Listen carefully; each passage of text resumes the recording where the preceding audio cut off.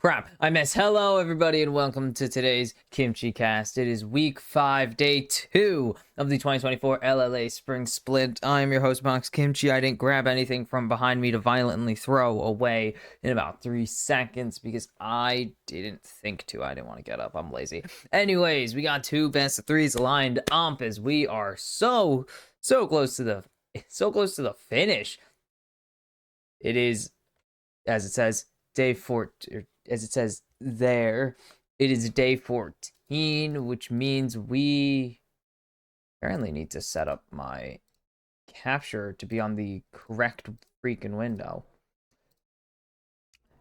Which means that we have 8 game days to go, and this is the first of those 8, and we're kicking it off Rainbow 7 versus Infinity, and we followed up with All Knights versus 6 Karma, and it is a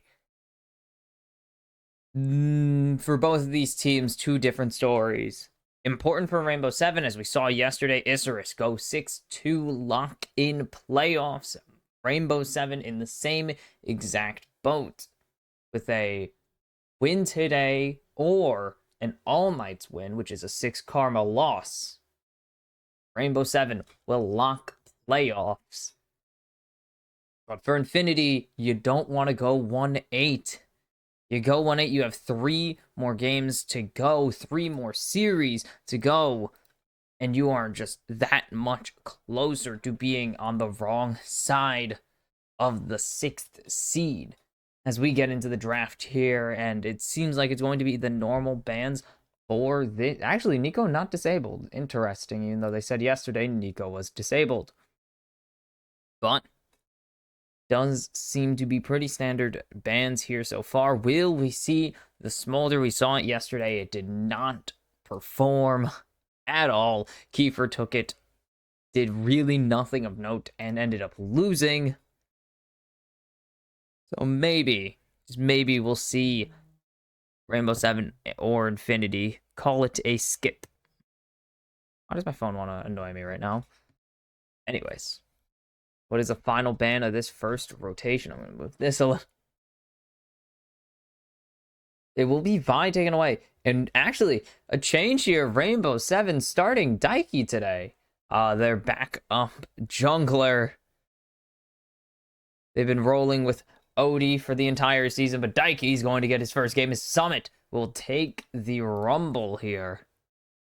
And this is, of course,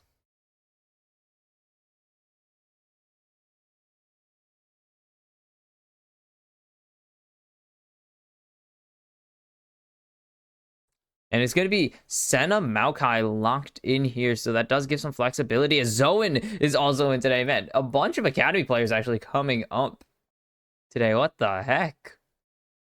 I wasn't prepared for this, actually, like, at all. I didn't prep this because I didn't know, but it's going to be Lucian Milio locked in here. I don't believe Zoan was in Academy. Zoan, I believe, was actually just substitute. Signed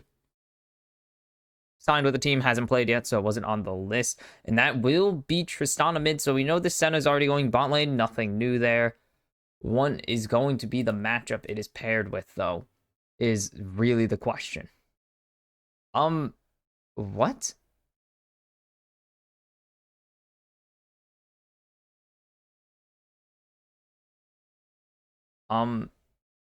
Zoan.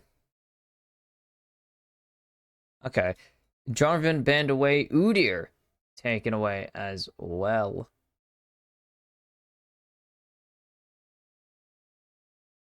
This is interesting. As Zone last year, starting top laner for Infinity, has moved to backup support after Bugax was signed.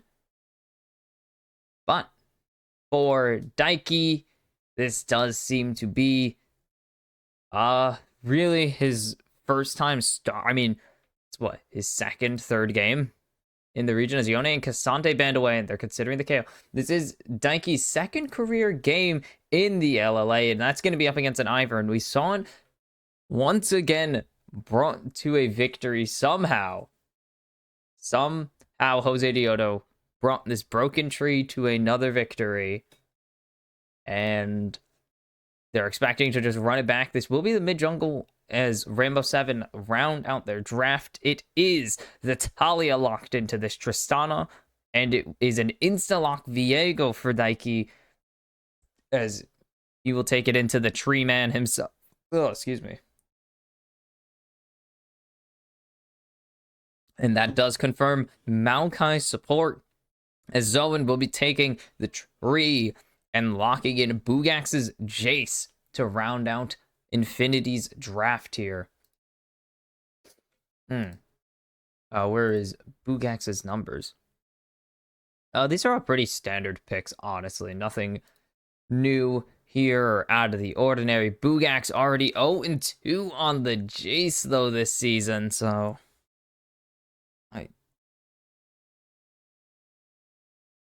It is already an uphill battle in the hands of Infinity, it seems, taking it into the Rumble. We'll see how it goes, of course, but Rainbow 7, the heavy favorites to win this, and not only lock playoffs, but tie Isurus at the top of the standings, most importantly, and actually have tiebreaker over them. The J17. I'm blind. Jace 13 or 19 and 13 here. I can't read. It's every day you remember that. But what is it taken to mostly in the top lane? 8 and 5 in top, and it won't tell me who has played it. It does tell me that Pawn has played it the most of anybody in the world, as we are jumping into the game.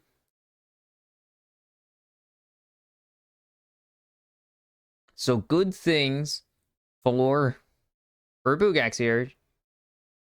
2-1 into the Rumble, and 2-0 in major regions when facing Rumble, more importantly.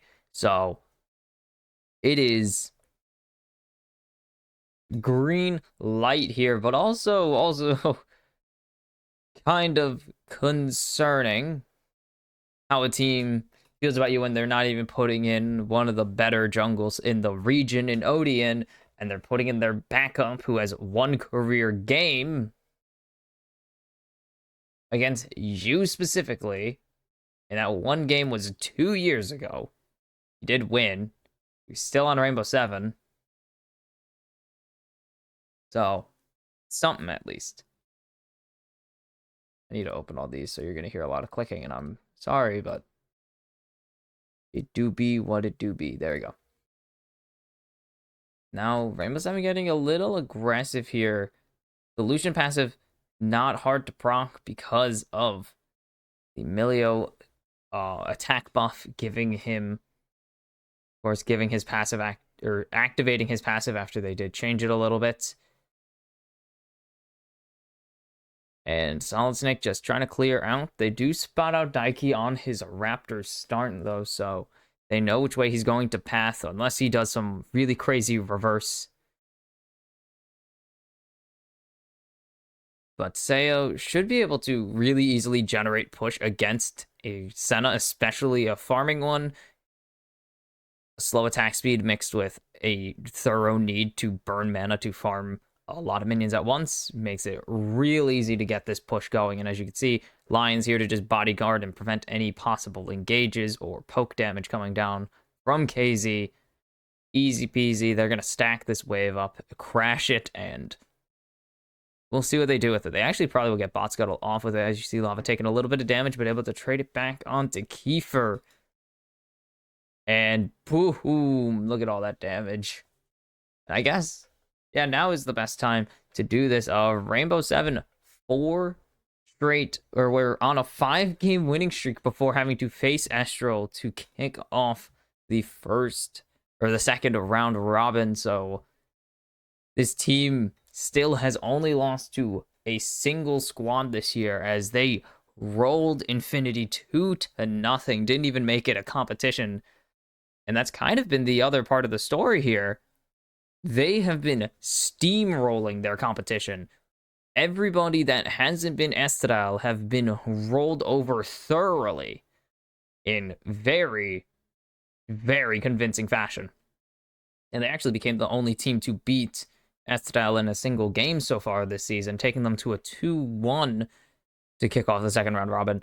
And that has to be a huge, huge deal for them. And a huge, huge piece of confidence that they're going to take into the rest of this season, as they are pretty much guaranteed to make the playoffs, aside from absolute disaster happening, as Bugax has found himself on the incorrect half of the rift, as there's a flash ball coming through, but it's going to be flashed away from Bugax, and that is a big advantage over to Summit now. It's going to be way easier to fight as Solid Snake using that information to take away the Raptors here. And Kiefer is going to get juggled. Couldn't jump away there, so had to tank the seismic shove or risk getting stunned and comboed very heavily. As now Solid Snake's actually coming in. They might have found Rainbow 7 in a bad position here, but Zoen's going to get kicked away. They need to land this root caller, but they aren't going to be able to. They need the Twisted Advance to land. They will finally get it. And the bush is coming down. Zoen's going to be laying in a lot of damage, but Lions is trading it right back in kind. Sayo is going to be able to survive as well. Casey really could not get onto the Lucian there. And it's only an Ignite and a Heal burned, as Infinity really don't get much besides a Scuttle there on that play. And you can see Infinity not backing off, but now the flash from Sayo has dragged Zoen all the way under the turret, but it will be first blood for the Maokai. But here comes Daiki. If he could find a way to stick here, Zoen going to tank it up, but he's rooted now. He needs to keep going forwards. A nice twisted advance, but the Bramble Smash goes the wrong way, but it doesn't matter. He's dead. Bugax at the top lane's getting burned down. Lions takes the kill in the bot lane. Meanwhile, holy cow, it is hitting the fan here, and the supports are going off. 3 kills for these supports. Lions already planning to bank. He's going to hold this wave here for his teammates. Summit is just going to equalize the wave and leave. Oh my goodness. So many things happening at once. It was a gank from Solid Snake that didn't really work out, and then an engage or a bait from Sayo to bring in Zoen. And Daiki's here to follow it up, and then it's a continued 2v2. They get so much damage onto KZ, and then Zoen gets dragged, has to flash out of turret range. Lions baiting perfectly to keep Infinity going forwards. Okay, that's weird. And then just Daiki's re-engage is so well played, but it's Zoen picking up both kills there, and now Sayo going to jump forwards, get a real good trade there onto KZ. And it will be the Grubs still going in the favor of Rainbow 7 here. I have no clue what that noise. Sorry, there's a weird noise playing, and I had no clue what it was. Solid Snake, I don't believe he's spotted out here, but doesn't really have much time to hang around. Probably knows that Daiki has taken one of these Void Grubs, and now definitely knows Daiki is taking the Void Grubs. And it is just pushing and waiting here. Dragon is available, though, for about 2 minutes now. Drake is available, but Ivern, common thing with Ivern, give up the first Drake. Don't really have much pressure to get it until you have 6. You have Daisy on your side. You have the bush spam available. Lava gonna drop cannon. Kind of an L. But does he have the damage? He will land a nice combo onto Kiefer, and that is half of Infinity's mid laner's health gone. That is a lot of qualifiers. Whoops. Bugax, super low, but he's going to be able to bait in Summit, but Summit still has the damage, but he's tanking up the turret, and Solid Snake will trade back the kill on the top laner, and the Spectral Maw will not be enough to dissuade Solid Snake from defending and covering this turret. Daiki will get the turret plating, though, from his top laner, who's unable to capture the plating, or to claim the plating for himself, as he is a corpse on the floor. And there's a culling coming out. So much damage already laid onto Zoen. And Zoen needs to be very careful here. A good amount of... God, 100 health. Jeez. It is a very strong heal. And Infinity will actually be able to stick around and defend this turret. But they need to be very careful. Sayo has a lot of damage already available, and you saw him just 2 long swords melting through Zoen's health bar.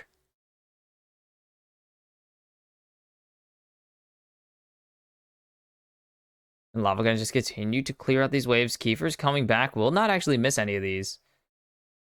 And Lava's gonna use this chance to come and help his jungler take the first Drake of the game. Hex Tech Drake on call here. And they're actually not gonna go for it just yet. Going to clear out some vision. They might be looking to dive here. KZ has spotted out Daiki. They can cut him off. They have the Weaver's Wall available, but they're not going to commit it. I think Rainbow 7 just want to get Zoe in here.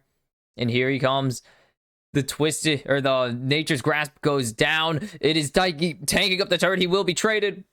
And a killing spree for Zoe, but now KZ is overstepped trying to defend his support. And Seo's going to pick up the kill. The Breath of Life, just enough healing to keep Seo alive. And now it is a very fed tree, at least. Kiefer going to trade back 2 platings there in the mid lane. Solid Snake spotted out, but Summit won't be able to chase him down just yet. Has the equalizer available, but a nice root caller will stop him from going in any further. That sounded terrible. I'm sorry. I moved my hand too close. It just scraped my pop filters. Oh, the arm of the pop filter. Oh, my arm. Sorry. Elbow is not happy with me today, it seems. But a dive play, even when it wasn't the best dive. Did he get that wolf? No, did not get that last hit on the wolf. The pet through.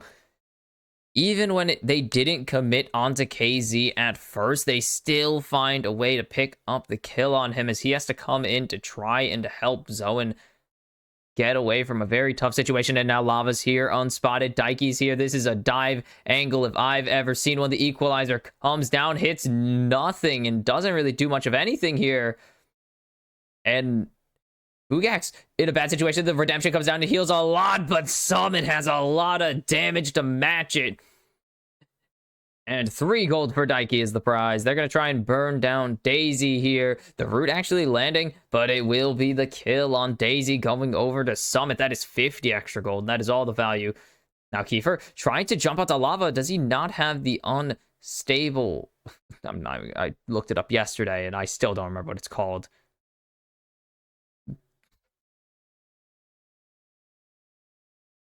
Unsteady terrain or something like that.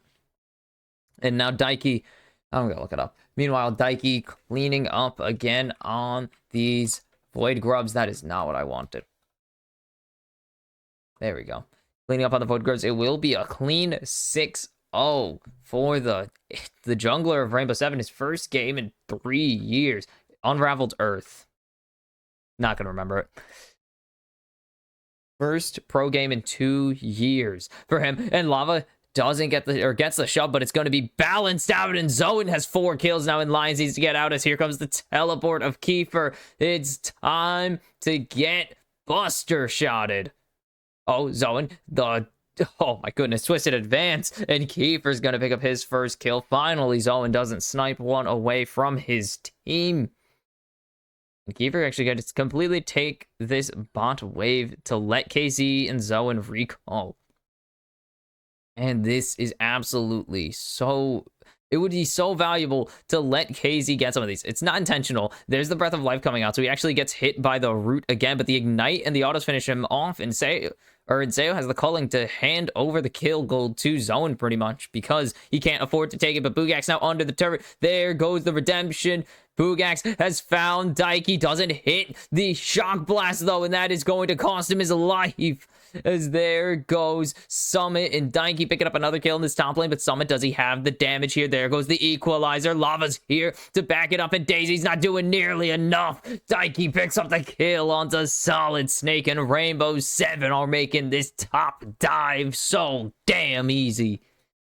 And Lava gonna clean up this turret. Only 13 minutes into the game. First turret will fall. That is full platings over to a split of the mid and top and jungle of Rainbow 7. You can see the total gold. It is 6,000 apiece. Lava and Summit, but Kiefer will be picking up this mid tier 1 very soon with the bomb. And they send everything. There is the Dawning Shadow. There is the redemption, but Daiki either dodges or just somehow gets Bugax to miss He's a shock blast, and it is all that is needed. And then the flash out of Solid Snake means that Daiki doesn't even need to try to hit the Spectral Maw. It would have been harder to miss it than it was to hit it after that. And what does Zoan have with all that money? Please tell me he has something valuable to say. I'm taking a really strong trade here, actually, as well. But KZ just doesn't have any damage. He always has the locket finished. And Kiefer's on Daiki, and Daiki actually has to disengage entirely on Kiefer, or else he dies. And Kiefer gonna find the one juke. Are you kidding me? Meanwhile, the calling was just burned. Completely burned there. Infinity have won that without a question. Kiefer just walks up, throws the bomb on Daiki. If Daiki tries to engage at all, he explodes. And the Drake goes over as well. Doesn't do that. Bugax, oh my goodness. Summit doesn't have the equalizer and couldn't use it if he wanted to. Throw it. Come on. Do it, Summit. Bugax, sliver of health. Is it going to be up in time? No, it will not. It is up now, but yeah, that was basically right when Bugax got his ulti back up. Kiefer, and there's the equalizer. Summit goes on a killing spree, and under the turret, Daiki dies again as Solid Snake dies as Daiki goes on a killing spree. Sorry. And this bot tier 1 is not long for this Rift. Deseo is laying in the damage. The turret will fall, and now it is time to chase. Here comes the teleport from Lava. Has the Weaver's Wall available. Meanwhile, this mid tier 2 under siege. And it's just gone. It is absolutely gone. 5,000 gold ahead for Rainbow 7. They are just... What the heck? I always forget how weird it looks when someone recalls in front of the camera, because you're not supposed to be able to see it from that angle. So it's zoomed out more than what it normally is. So you can actually get people to jump in front of the camera. And Kiefer just gets juggled here. But speaking of lava, speaking of juggled, Lava's caught out of position on the teleport from Bugax. And it is a shutdown to the Jace. 1-for-1 now. Has the Eclipse finished, so the shielding would have kept him alive there. No 1-2 items in this game yet. But it is a lot of Rainbow 7 members closer to second item than it is Infinity closer to a second item, and this is the value of holding the equalizer. This is the value of having a lot of kills on your freaking Rumble, man. 5-1-2. That is a 700 gold swing over to Summit now with that top tier 2 falling. That is so much money. And right now, it is... I want to say Daiki's playing some really good League of Legends right now. I do believe it's going to go over to Lava or Summon at this moment as the Cripplum finish. And with how much damage this Rumble can put out and how many takedowns this guy is picking up, he can easily proc that Cripplum once a fight. It has a 30-second cooldown, so no constant healing auras or else the game would get really broken really fast. But still, a healing aura once a team fight is absolutely huge still. But now we've reached the nothing point of the game. There's really nothing we can do. Nothing these teams can really do at the moment besides risk dying to each other. And it would be Rainbow 7 who is giving over most of that risk as the Rift Herald has spawned and they're going to wait for it to walk over.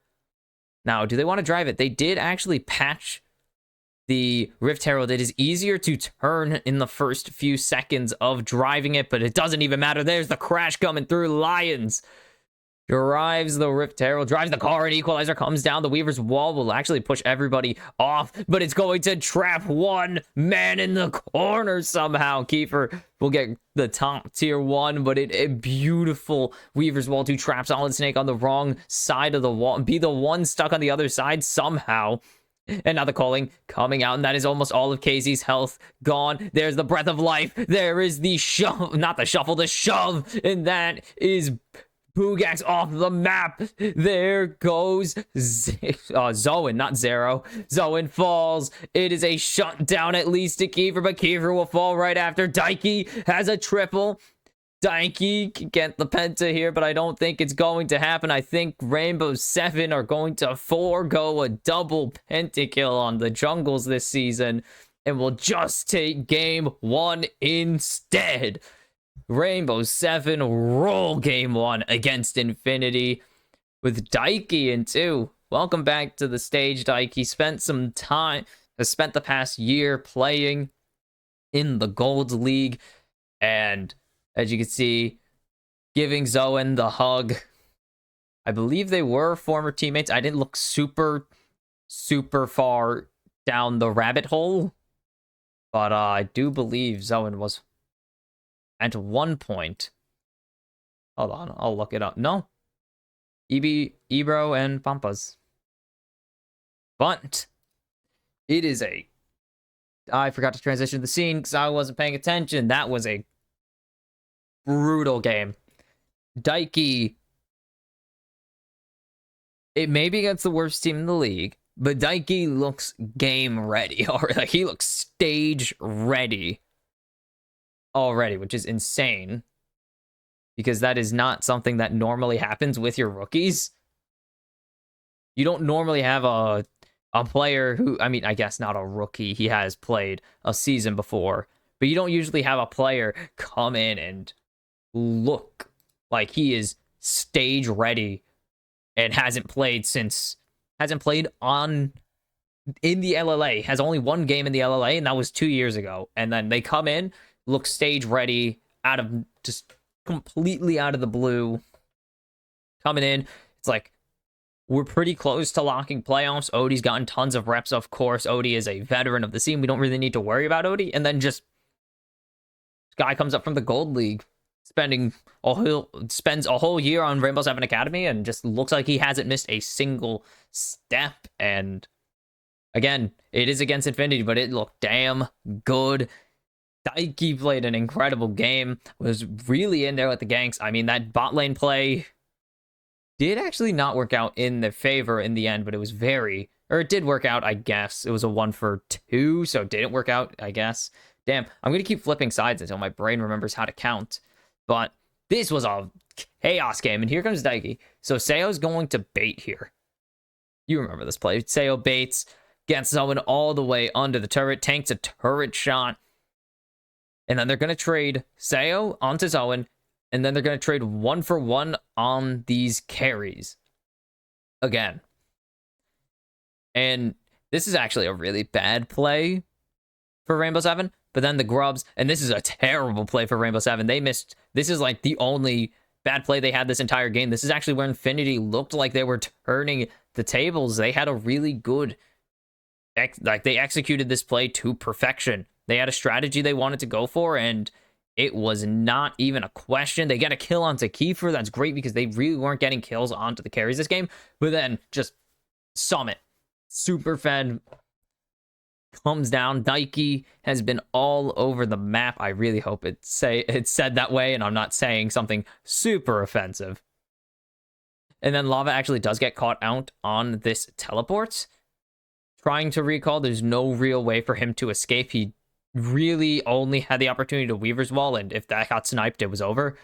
Then Lava A's it up, trap Solid Snake on the other side of the wall, and this is the end for Infinity. They have no sixth man. They don't got the Daisy to really stand tall with them, and this is just Rainbow Seven taking this as the initiative to go forwards. We do see a triple kill, actually, for Daiki, which I'm going to bet is his first multi-kill in the main. Such a good breath of life right there. Good Dawning Shadow gets all 4 members of Rainbow Seven, but it doesn't really matter at this point, as Daiki is in your backlines, absolutely shredding your team to bits, picking up a triple kill here. And you could see the damage numbers. The Lucian was doing a lot. The Talia was doing a lot. Summit was melting people's faces off. Bugax had a couple plays, but it was mostly the Maokai doing a lot of the work here. Like, this is a depressing damage graph. And you can see the total gold, 6,000 gold. It was not pretty. You had 9 kills. I think 4 of them were on the Maokai, which is bad. Like, Maokai went like 4-2 and something this game, and it was concerning. But it is a very good game, kind of. There's still things to take away for Infinity that we haven't seen them do a ton this season. They had some really good coordination. Again, they had 2 really good teleport plays that they found an angle on. but it also was, they didn't really, I mean, yes, those bot plays would have been nice if you got some kills onto KZ. The issue is all four, or is it 4 out of the 5 kills in the bot lane went on to the Maokai, and that is just not valuable. 1 or 2 kills, you still get the lead and support. You get Locket early, you get Trailblazer early if you choose to go that route. That's good. 4 is excessive. That pretty much just only gives you extra boots. That's really all you're getting out of a 4-kill tank support is an early Locket and early completed boots if they don't have magical footwear, which actually it's debatable whether you should take magical footwear still. It's a mess of an idea. It's very much an idea I am like on whether you take magical footwear. I don't believe it was taken this game by Zoen. Also, Zoen's first game, I think, in a few months, in a completely different role. I'm pretty sure Zoen has not played support competitively. I'll look into it, but it is a big ask to just suddenly move your top lane, your starting top laner from last year, to the support role as a backup to a, just to try and fix anything. I get it, throwing things at the wall. Infinity this is their second switch for the season. This is a completely new bot lane, pretty much, from what they started the season with. Hell, it's a completely new bot lane from like a week ago, 2 weeks ago now. Like, White Lotus was here, White Lotus is gone. And now, Yeticon's here. Yeticon's still on the team. Just you're putting in your backup top laner now as the support. It's, Infinity are in a terrible spot right now. I mean, again, just 2 years ago, LLA champions went to Worlds. I believe they went to MSI 2022. I know it was either 2022, 2021. They went to MSI, and now they are last in the league. It is looking like they will be the only team missing the playoffs this year, because of course it will be. It's really tough to say. Doesn't help that Costa Rica has as a Costa Rica team, they have a very bad history, but it will be Summit. I think Daiki could have gotten it, but Summit was just an absolute, just a menace up there. And it makes sense, I get it, but just how it is. True, fair enough, whatever. Had some really good plays, mostly on the back of Daiki, I would say still. I found a solo kill, did find second blood in the game on his own, so fair enough, but still, I think it probably could have gone over to Daiki. I think Daiki had a very good game back, but Rainbow 7 are hooking right now. It's not looking good for Infinity in game 2, and 1-0 lead for Rainbow 7 as they look to lock in playoffs at this very moment. So, that's the wrong text box, sorry. Sometimes you just grab the wrong things and do the job wrong. That's also the wrong one, whoops. With Rainbow 7 taking game 1 mostly clean, I will throw it to a short break as I will see you for game 2.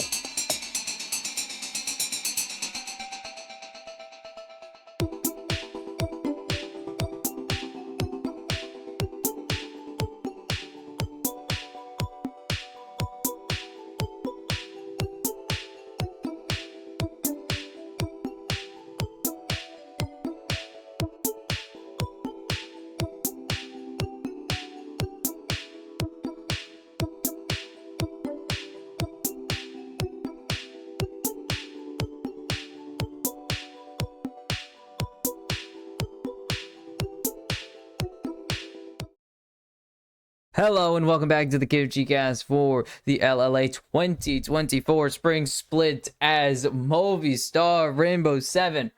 They tweeted it out just a few seconds ago. Did Daiki give us the fastest game of the Spring Split? And boy, did they. 18 minutes, 25 seconds. All Rainbow 7 needed to roll over Infinity and take game one. And now we see if they could run it back in game two. Daiki staying in for the whole series, it seems, as him and Summit, deadly combination, as they will go to the blue side. Once again, Infinity opted to go to the red side, and it will be the same bands, but with Rumble Band away this time. What will Rainbow 7 do? Are they looking... I mean, it looks like they're going to try and get a carry into Seo's hands. I'm not a huge fan of the Varus by himself, but it will be the Tristana in the hands of a Lava this time. Kiefer, 3, 2, and 1. Not a terrible game at all, but it was really hard to do anything when the team really wasn't ahead. Only 3,700 damage, as it will be Senna locked in again for KZ, and it will be Maokai contemplated again for Zoan. I'm not a huge fan of the Senna Maokai, of course. Against behind, I mean, it could have worked. Again, it works if Zoan doesn't somehow get 4 of those kills, but even then, it was a bit of a situational win more than it was them just winning on their own. But Maokai 14 and 11 now. He is a very popular champion internationally and is a very popular champion here, as it will be Lucian locked in once again for Seo. And what are they going to pair it with? There's a few options that aren't enchanters you can pair it with. I don't think Camille's one of them. It would be very fun to see a Camille support, but it will be the Milia once again, it seems. So, fine. Who cares? It's always Milia, man. And the last pick for Kiefer here. What is it going to be? I actually do want to see what the Camille picks have been this season while we're at it. It's been a singular loss. Yeah, not shocking. Probably support. I would have put it top lane. Who put it top lane? Oh, and it will be a 0 locked in, actually. LCO. Okay.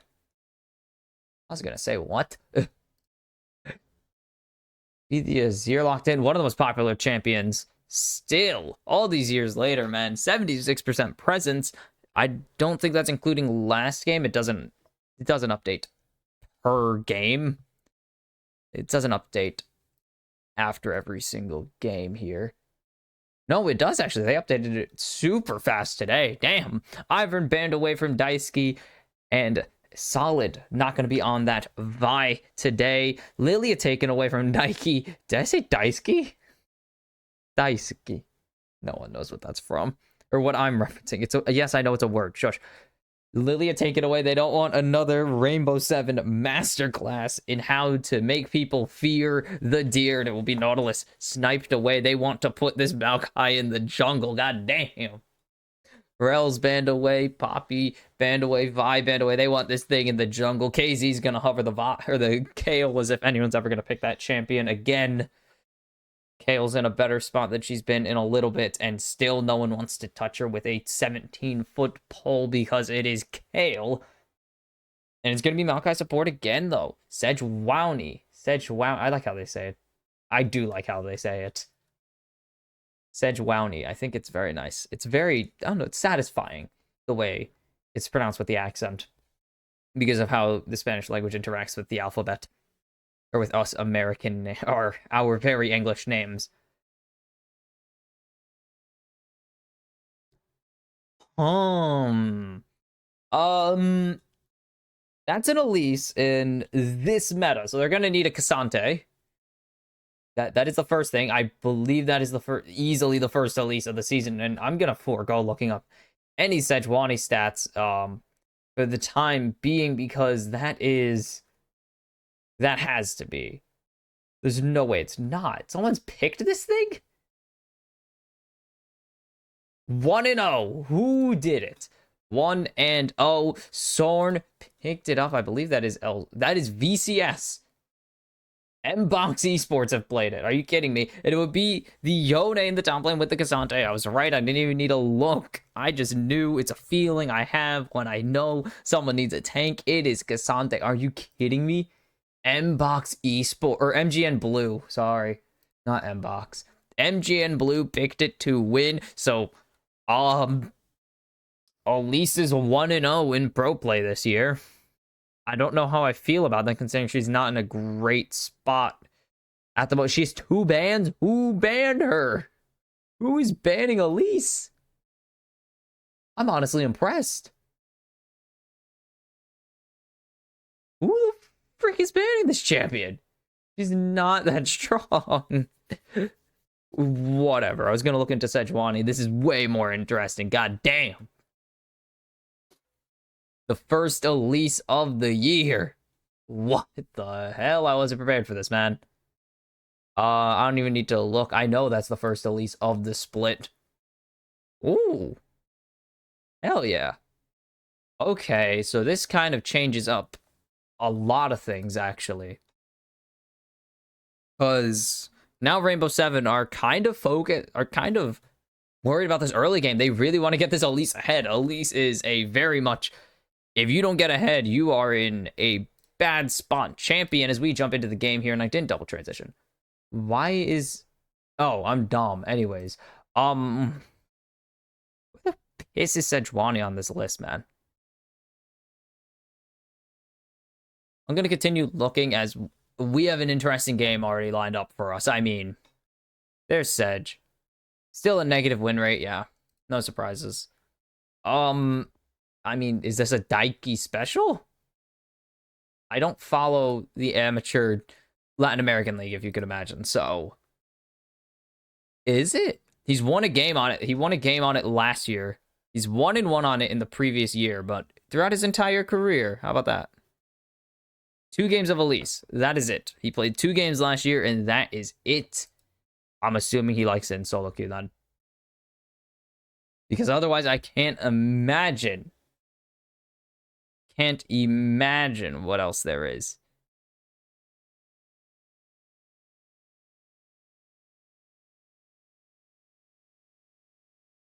Yeah.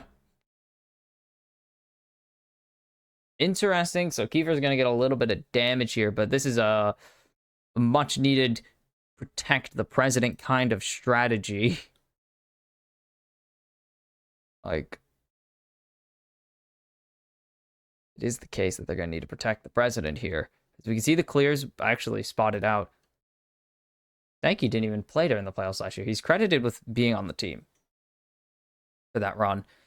And Bugax, this is more of a Yone. This is more of an Aatrox pick, but whatever. It probably works. It's Yone. And again, Seo, Odie. Ow, my knee. That hurt. But we see again in this bot lane, Seo and Odie able to just use any form of... use this thing called range to bully Zone and KZ off of the wave, and they're going to have to sit back for quite a while to get their level 2. Meanwhile, the rest of the lanes, we just see each other. We see the others either poking each other down, just taking the farm and accepting their fates.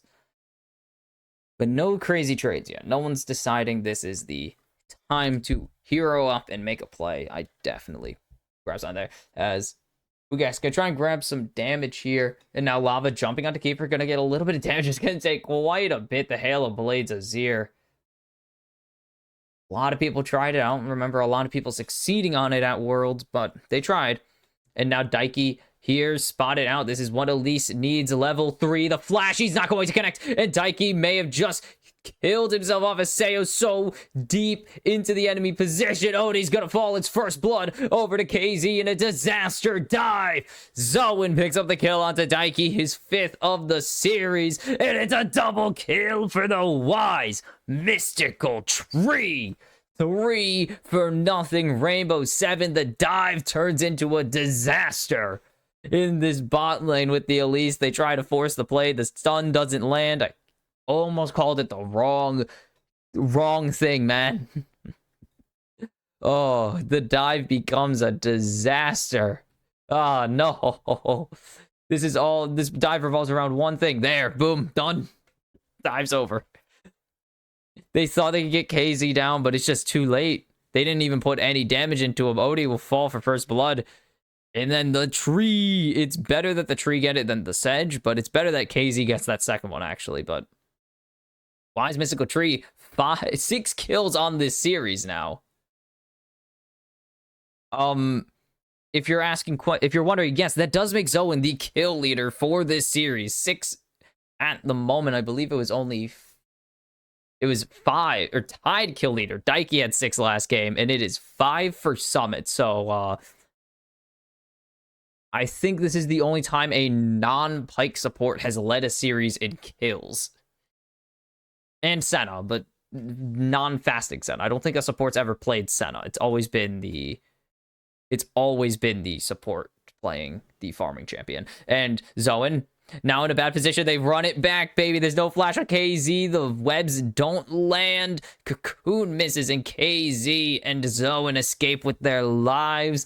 It is a regank it's a nightmare regank right there. 1k gold ahead for Infinity off a trio of kills. The Wise Mystical Tree already has the boots. This Lucian's going to be hitting like a wet piece of tissue paper. What is this game? And so I'm going to take a lot of damage here, but it's all for Solid Snake they're baiting. Odie going to get rooted up here, but KZ going to get the kick in the head. And I think they noticed. Do they notice the passive on Zoan, actually? No, they don't, but Solid Snake's going to loop around. Doesn't get spotted. Now he's going to get spotted. He's walking right into the Drake pit. I think he's on vision, though. But they know the Void Grub's being taken by Daiki, so they're going to actually take this chance to do the Dragon solo. I hit it again. I'm sorry. And it's going to be the Void Grub Drake trade as double scuttle, actually. That is crazy that Daiki got double scuttle there still. But not going to get spotted out for quite some time on these Void Grubs. Or they're not going to get told that he's on the Void Grubs by the finish, because it only shows when it's a final kill. The final grub will finally fall. My goodness. That whole time, Solid Snake had the time to take an entire dragon by himself as Sejuani. Nice dodge there by Bugax, actually, on the Pathmaker. Good buffer. And we did see this yesterday. Bugax was on the receiving end of Zothiv's. Yone did not work out for him, as KZ goes so low, but he's going to be able to survive with the Ignite. What happened down in bot lane, actually? And it's going to be Zoan by himself. Will Rainbow 7 pull the trigger on this play? Solid Snake's coming down right now, actually. As, Daiki up in top lane landed the cocoon, but Bugax able to clear out this wave. Bugax has ulti available, is going to land it, but he has no flash now. He has no health bar, but Daiki has no damage. And it's going to be Bugax surviving Summit, going all out to live for the time being. And there's the damage coming through, but Summit just lives on a few ticks of health. Daiki now getting chased down. Bugax has the Q. There's no dodge into the air. Bugax needs to start running. He's going to not even fall. Daiki finds the wrong end of the kill. Oh, Daiki thought he had it. I thought Daiki had it. And Bugax, smooth criminal. This Elise has been ghastly. 0-2-0 on the game already. Bugax matching his kill total. And there's the shuffle coming through from Lava, but the Buster Shot actually came in a little late. Or a little early. Sorry. If you are. Kiefer came in a little too early. You wanted that to land pretty big. But it will be both expanding their ultis and both surviving. My god, this is crazy. Good all out, good cocoon there, but they don't have any damage. Daiki didn't have the big explosive ready. A great flash dodge from Summit on the Q3, but Bugax laying in the damage, or on the ulti, sorry. And now the Q3 coming in, but now we go again. There's no ultis available still, but Sayo slowed down. The Q will be dodged, or will be flashed away from by Sayo, and now they're trying to turn back the damage here, but Sayo just doesn't have the numbers yet. And this is just Both teams going for the jugular. They want to hit each other in the mouth as hard as they can. They want kills. This is going to be a bloody game. I already know it. The Pathmaker not going to... Well, it's going to connect, but it's not going to stun at the right spot. Good buffer again by Bugax. And now both just staring at each other. This is a crazy game already. That is... Infinity signed it in kills, but they've actually been matching it pretty well. Summit's going to miss the cannon. Rainbow 7 still matching in gold, which is most important. 14 CS diff in this middle lane, most importantly. And a lot in bot. We just don't look at the bot lane. This isn't fasting Sentinel, ladies and gentlemen. This is just getting zoned hard. This is just called getting zoned off the face of the earth by a Lucian Milio. Yeah, running it back with a Maokai Senna first picks doesn't make sense in this situation when you know that they're going to Lucian Milio if you give them the opportunity. It is one of the most played pairings of this season. Just in the world, not even just like of this split, just in the world. This season, it is one of the most played pairings, and there's Bugax getting juggled. He's gonna have to ulti away. Summit's gonna try and save the day here, but there's Solid Snake on the way, and there's Zone getting dragged under the turret. There's the Dawning Shadow. Does Summit have the numbers to finish the job? Bugax doesn't either. It's going to be disengaging. The Q3 available for Summit. It's going to be dodged away from Solid Snake, and everyone's going to be able to walk away with their lives, but this mid play is still going. Daiki gets juked, but there's the bomb. It will pick up this kill. It will be Daiki picking up the shutdown, actually, with his own little bomb of a spider. Spiderling. Not even a spider. Tiny one. And it will be something in the pockets of Rainbow 7. And now Daiki misses, but it hits the cocoon. You got baited by height difference, Bugax. You weren't going to be hit by it. Bugax gets the cocoon and gets the Q3 into the poison. And it is 2 kills over to the Elise now. And this is what you want. But there's... the ulti coming out, the Nature's Grasp. KZ is getting low, though, but Sayo has the Breath of Life to get him out to safety and healed up. And now, no ultis in this bot lane. Zoa needs to find the angle to punish Sayo here. No flash, no Breath of Life. That is 5 now as well. 5 grubs for Rainbow 7. That is all Daiki cared about, is getting the 5th one. And so, Grubbies will be on their side, and this is Zoan trying to fight for his life. Good dodge of the cocoon, but because he had to step closer to Lava, who is fully prepared to free fire onto him, he gets into bomb range. He gets into the auto range, and that is scary. And then this. If Bugax keeps walking, he gets hit later, actually. He doesn't even dodge it. That was just terrain diff, or height diff. Couldn't really do much to dodge it. It looked bad. If we brought the camera to the flat angle, which you're allowed to do with the spectator client, or with the modded tournament spectator client they got, if you brought it to the lowest, if you brought it to ground level, it would have hit. But because we are playing from an isometric angle and there's height terrain or terrain heights and stuff, it missed, or it looks like it missed. But now Storm Surge on this. Oh, Bugax takes a lot in turret there. Storm Surge on this Elise. Combo champion. Really happy to have that, of course. Bugax, good block there by Lava, but a flash away from Bugax. But now the flash follow from Lava. And Lava just winning all across the board, but that is a Glacial Prison. There's a Buster Shot to get him out of there, but it's going to be Bugax picking up the kill. The teleport from Kiefer forces him to path into Solid Snake there, and this is Infinity. Finally seizing anything, but it's only kills. Again, even in Drakes, they lost hard in Void Grubs, and they're getting smacked around in CS, which is actually costing the gold lead they probably would have. But you pick Sen into Lucian with a Mount guy, so you have no money, you have no threat to actually get CS here, because Maokai goes forward, Milio just kicks him in the head, shields up Lucian, and Lucian just lays into you. And now Daiki gonna try and defend the mid lane, but takes half his health in damage from the Hail of Blades Soldier's auto. Soldier autos is the correct way to put it, but shush.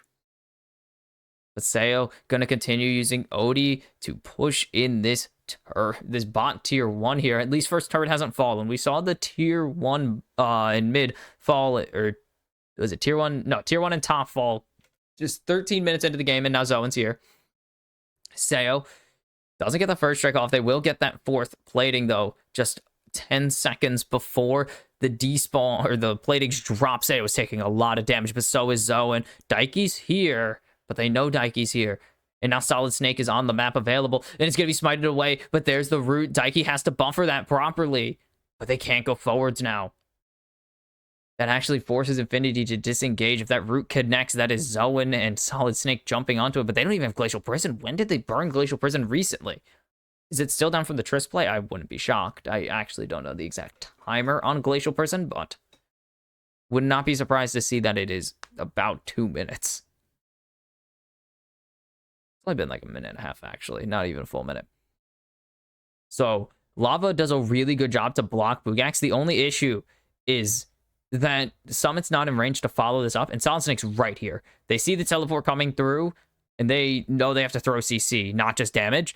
And then the teleport from Kiefer's just to make sure Summit doesn't go in, and that Lava doesn't try to walk down and out through Tribrush. And this should just be Herald over, unless they can really get a fight going. They don't know it's up, or they're on it right now, and actually, this is their angle. They just used Repel. This is the best chance they're going to have, but they have no one here. Their ADC is in bot lane. Their mid laner's pathing to bot lane right now. They only have 2 tanks, and the best angle there is to steal it and hopefully don't die during it, but there are 4 members of Rainbow 7 around that Rift Herald. There was no fight for Infinity to take if they wanted to anyways. Now, 2 minutes to Dragon, and with the pressure of the Rift Herald available, that is not good. They have 2 turrets that are in very much range of getting heralded, and even without it, the idea that they just get them is still concerning. Daiki going to actually repel, wait for the timeout there, and that is going to be the top tier 1 gone. Meanwhile, Bugax really couldn't afford to contest that because he's just going to get a cocoon to the face and hitting the head over and over with the culling. So best angle is to just go for some damage onto Daiki and hope for the best. Doesn't end up working, of course. But they're not super far behind. Again, bot lane super far behind, but everywhere else they're actually pretty solid right now. Solid Snake. There we go. There it is. Brought it home. The issue is they can't really find a team fight because Senna is just not gonna do anything during them for now. Their 2 strongest members are their tanks and a Yone. And those are 3 go forwards. And if you leave KZ alone by himself, he will just... If you leave KZ in a fight by himself, he will just die immediately. Kiefer going to try and put the damage onto Summit, but he only has a Nashers, but not going to do too much. The Nashers does a decent amount of damage, but the Spectre's Cowl will allow him to just heal up a lot more. And Seo, Odie, if he gets hit by that, that is a dangerous position for Odie, but instead Seo and Odie just going to shred down this tier 1, and now Daiki summoning the Rift Herald. The cocoon actually going to land, but there's Seo getting caught, and the Dawning Shadow comes through, and that is a kill for Solid Snake now, but here comes the teleport of Summit.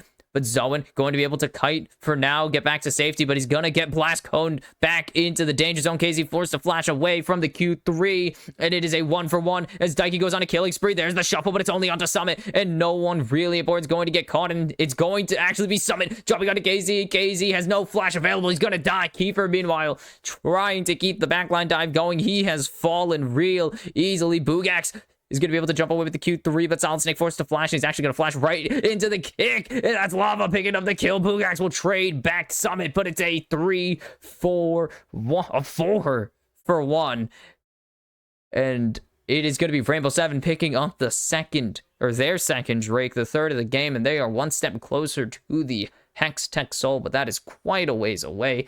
15 minutes, or 10-minute minimum for the Drake Soul at this point. So around 28.5 minutes will be Drake Soul fight, if that even goes. And this all starts with right there, and then boom. Cocoon lands. They think they have something. They get Seo down, but now they have to deal with Summit. Meanwhile, Bugax fighting Lava, not going to work.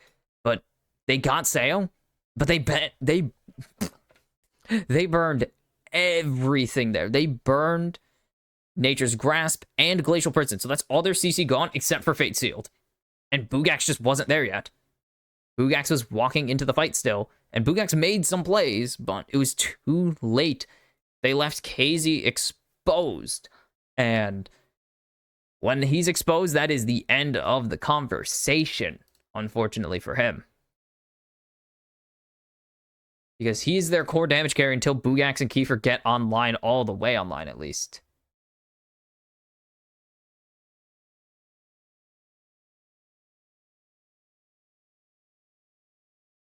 So I'm really wondering what Infinity's angles are, because they're only losing in the team fights. They're actually doing really well to find picks. And I guess they're losing in objectives because of those team fights, but they have... It's not just them, like, they're not just playing poorly. They have angles. They just need to, I guess, find them a bit better or find them a bit quicker. As Solid Snake is finding the entire enemy team right now, but Seo's locked down, actually. This could be absolutely massive if they can lock him down, but he is just... They have nothing. Glacial Prison not committed because they know the Breath of Life is right there. Kiefer goes for the shuffle, but Summit just path makers through it. Doesn't give a damn. Cassante never yielding. As Daiki doesn't hit the cocoon, but KZ has been found for half of his health by the culling. But Seo, low on mana pretty much, has to reset very soon. The Rooker out for Summit. It is going to be so much harder for Kiefer to poke down this Cassante, and that is kind of the person you want poking down this Cassante here. He has the longest range of any of your team still, or any of your main DPS. Senna's not a DPS. Senna's a just big damage number at this point. She does damage, but she's not going to be your core of your damage. Like, she's not going to do... She's going to do a ton of damage, just not as fast as a Yone or an Azir. She does it in bursts, in like 4 bursts, as opposed to Azir who does it in like 50. Like in 50 bursts, and that's why you want him with the Nashers, obviously. Soldiers do a lot of damage, but that it's going to get a lot weaker once that Rookern's available, and you could see, well, Bugax actually won't do any damage to it, or minimal damage to it. He does, like, I would say a quarter at most of his damage, and that's on a big damage spread, is a quarter of his damage counts as magic. Because of his passive, it switches between magic and melee, or magic and AD. AP AD, whatever you want to call it. But the thing with that is, he has AD numbers. His AD is going to be hitting a lot harder than the AP autos. And there's the Nature's Grasp coming out, but it's only going to catch on to Summit, so no one important. Seo, they need to get Seo here. He's so low, but the Emperor's Divide not committed just yet. Lava gets rooted up. He's able to jump away with the rocket jump. Man, that's such a stupid way to say that. Could have said he used the rocket jump to get away. Now Bugax has Summit jumping onto him, but he's going to be able to get away. Does he buffer it in time? He's going to go for everything. He's going to get all outed onto, but he's able to just go back with the Soul Unbound, and KZ's keeping everybody healed up, and he's low on mana. Zoan has been caught out, and it will be everyone jumping onto Zoan. Will he be able to escape? Cassante has the speed of the ghost, and it is Summit picking up a kill on Zoan here. 1-0. And that's just... I feel like Kiefer should have went for the shuffle on Seo, but he doesn't have flash, so he can't actually match the flash if he wanted to. And now it is Rainbow 7 thinking about the Baron. They can think about it. I don't know if they get it yet, but it is definitely an option in the near future. And look how low Seo is. They need to get Seo down, or they need Bugax to not be stuck. And speaking of Bugax, he is gone. Seo, with the help of his Melio, lays down the damage, and that is a very dead Bugax. That is a very dead Yone, and that is your angle to possibly start the Baron, but it will not be. It's going to be Seo and Odie taking resets. Odie is in the... What is going on this game? No, Lions was in last game. Yeah. So Odie's in the... I just noticed this. Odie's in the support. Well, what is going on this game? Because the Lions was in support last game, so I didn't even think it was an issue. But they're just moving people around today. Has Odie played support before? Sorry, you saw my mouse. But Has Odie ever played support competitively? No, as it is going to be the third Hex Tech or their third Dragon in favor of Rainbow 7 here. So 3-2-1 split right now. Lava's going low, but Kiefer's going lower, but Daiki going to be able to jump away. The threat of Bugax coming in and smacking him upside the head is not worth it. No, Odie has played jungle his entire pro career. What is this game? I mean, he's playing Milio, so it's not the hardest support gig, as Sayo gonna just tank up this turret and be able to finish it off. It was one auto away, so it wasn't that bad. What the hell, though? I mean, just because he can. Sure. Why not? 2 role swaps, why not? As Bugax laying in some good damage there onto Summit, getting 1,000 of his health down. And you can see the total damage from beating up Bugax all game has definitely paid off. Again, Zoan is the substitute top lane, is the former starting top lane of Infinity. Currently on the bench for a historical player. Or a legacy player, veteran. I'm just intrigued by this game. Rainbow 7 are thinking some things. I don't think they should ever think of these lanes. What the heck is that little booger doing? What the heck is that guy doing? The little sapling was thinking. Kiefer? Maybe. They need to find an angle. They need to lock one guy down. It has to be Sayo here. There's no chance you leave Sayo, or it's Sayo or Lava. You can't leave either alone. Daiki is going to get the fate sealed out of Bugax there. And that is absolutely massive, as Solid Snake just doesn't care about any of the damage that Sayo's pumping into him. He tanked the entire calling like it's nothing. Bugax is in a bad spot now. No flash available, no fate sealed. Bugax has the bomb on him. There it is. Lava's buster shot puts him on a killing spree. And it is not looking pretty for Infinity. They had some angles earlier in the game, but they are not making the plays anymore. It is fully Rainbow 7 in control of this game, and they are onto the Baron. And is there an angle for Rainbow 7 to finish this off, or to fight Infinity here? As they step off the Baron for a second, actually. They're just going to turn right back, as Summit is taking a lot of damage, but it doesn't even matter. They need Kiefer to get in there. There's the Nature's Grasp going down. They need Kiefer in. There is the ulti from Odie, and they're going to steal the Baron. A great shuffle, and it will be a 1-for-1 for now, but it is still a 4v5. It is going to be one recalling to safety. No, Solid Snake gets found, and Infinity steal the Baron, but Rainbow 7 shut them down immediately. It is 4-0, an unofficial ace. The Baron stolen away, but Rainbow 7 made quick work of a 4v5. They split 4v5. Such a good shuffle from Kiefer. They force out the rappel. They force out the ultimate from Odie here. They get the Breath of Life, and that is so important because it allows the shuffle to go off without a single hitch. It allows Solid Snake to throw in the Glacial Prison without any issues. And then there goes the Nature's Grasp. Boom. Summit's getting zoned off by KZ, but it doesn't really matter because he's Cassante. And then the shuffle. Does it send Daiki out of the pit? I think Daiki smited early. He thought Solid Snake's smite was going to come in a little bit earlier. Solid Snake just recalling a bit too late, thinking about going back in. And I just don't know if that's the angle you want to take there. I think you just get the Baron and leave. But there was no leaving. They go 4-for-1, 5-for-1. Technically, if you want to count Bugax dying a while ago as the 5, it is a lot. And you could see the damage. They have some damage numbers on Kiefer, but there is 8,000 damage from the triple carries. I mean, this is an Elise. It is not a super powerful pick at the moment, and the fact that Rainbow 7 are just making it look easy. After making it look insanely hard, Sayo gets the stun, and there it is, the shutdown for KZ, and now Infinity have the angle. to potentially stop the Drake Soul from going through 15 seconds, but Summit is on the base. How long will they be able to stall this for? Rainbow 7, get the teleport from Summit, coming in. The Nature's Grasp will get the Pathmaker, and that's going to be someone getting all outed very soon. There's the stun coming through, and Summit's going to jump onto Solid Snake, but there's the Fate Seal, there's the Shuffle, there's the Dawning Shadow coming through, and it's already going to be a shutdown onto Daiki for Boogax. There is Solid Snake picking up the kill onto Summit, and it is run, baby, for Rainbow 7. Infinity find the pick. They find the following fight afterwards, and they will delay the Drake Soul by 5 minutes, and this is going to be pushed back to 34 minutes now.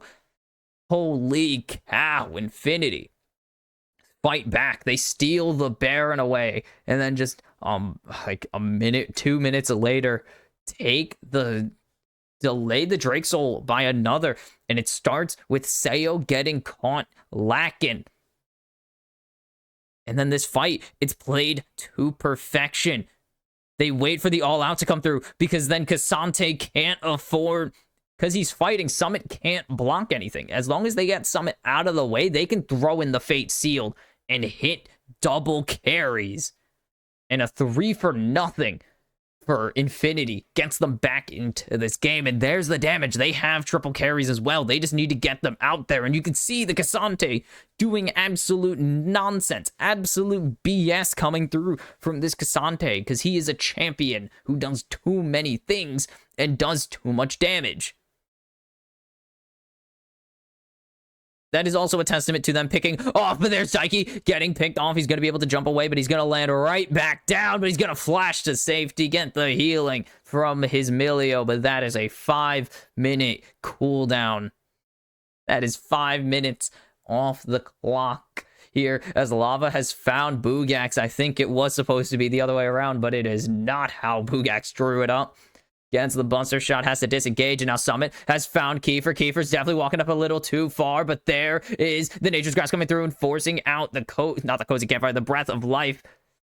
And now Boogax on the flank. He needs to find an angle. He needs to stay hidden here. There's no reason to fight unless Infinity can find a massive angle, because your base is currently open. You can't afford to die. If you die here, you get aced, or you go 2-3-for-0, 3-for-1, your game is likely over unless you find an absolutely incredible angle to defend the base.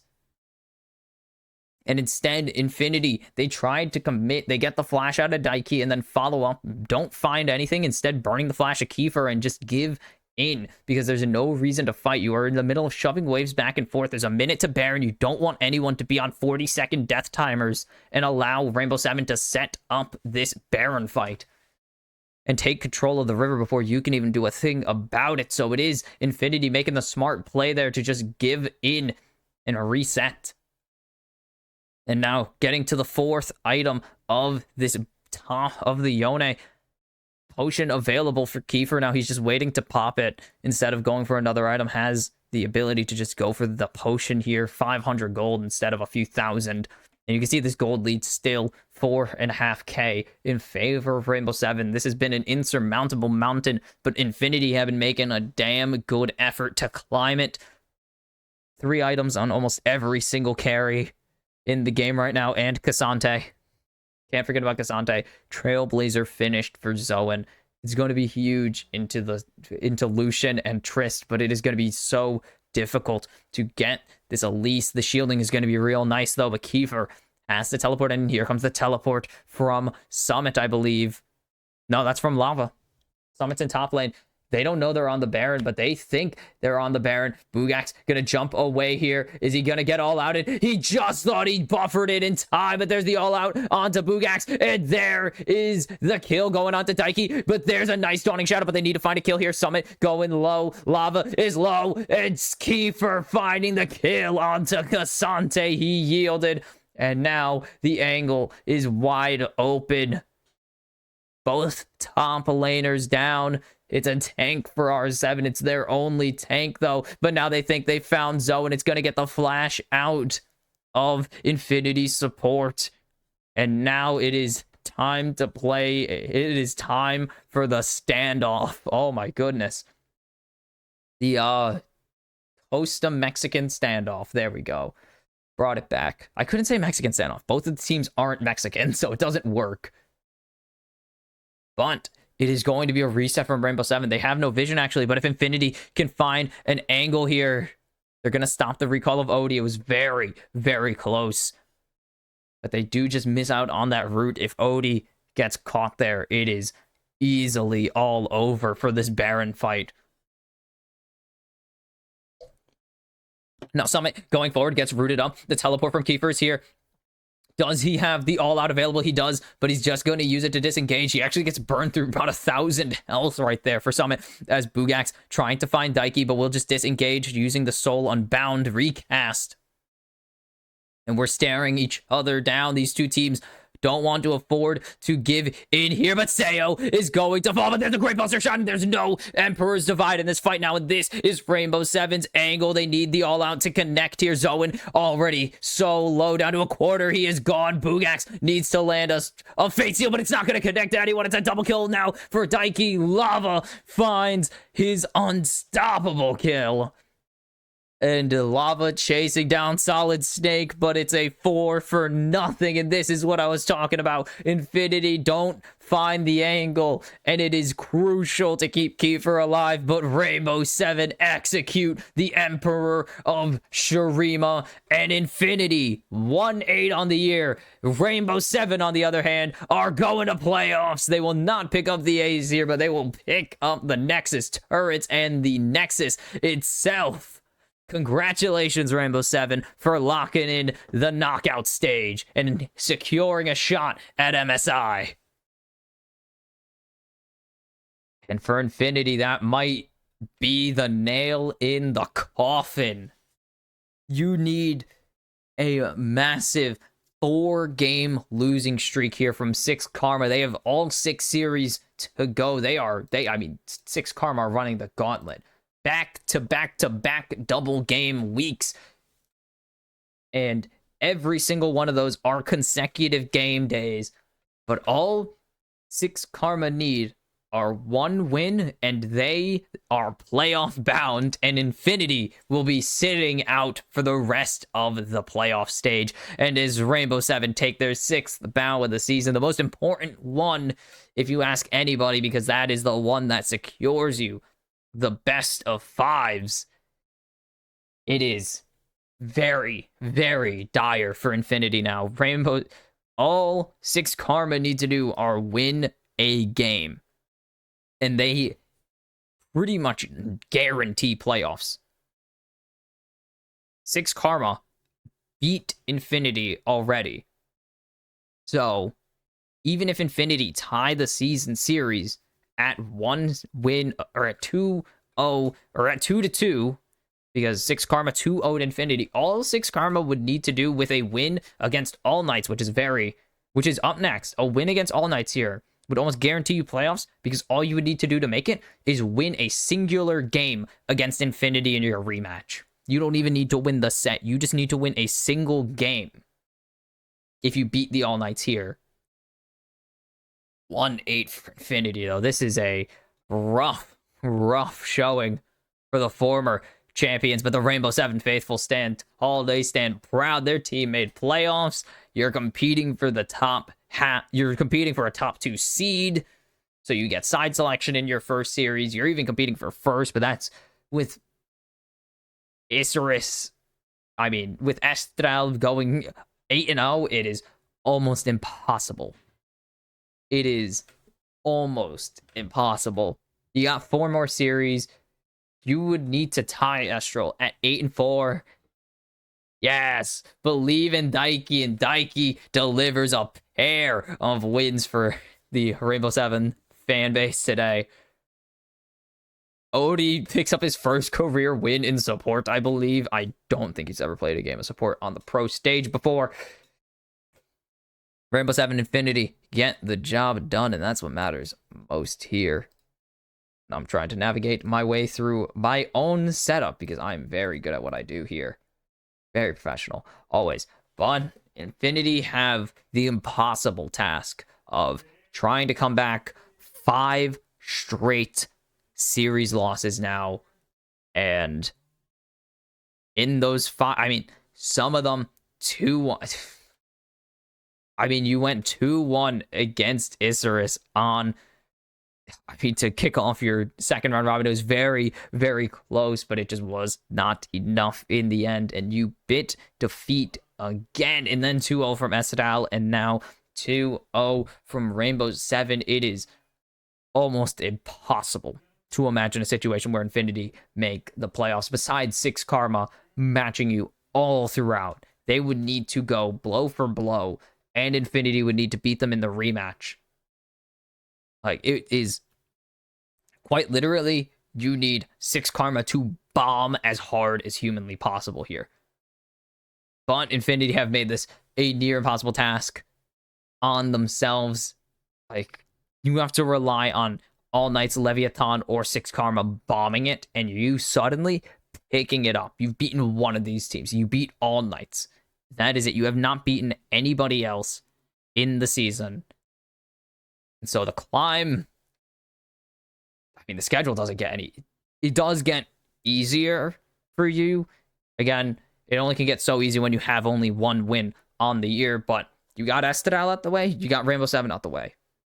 You got Isurus, Estadal, and Rainbow 7 out the way. The 3 best teams in the region are done. You only have the 3 lower tier teams to go. But again, you've picked up back-to-back 2-1s to close out your. You've picked up back-to-back 2-1s, and now you've picked up back-to-back 2-0s. So maybe you're getting closer. It is also Infinity. 3 2-1s on the year. They are the only team with as many 3-game sets as they have. Leviathan have 3 as well, actually. Oddly enough, only one of those involved Infinity, but Infinity have been involved in most of the 3-game sets.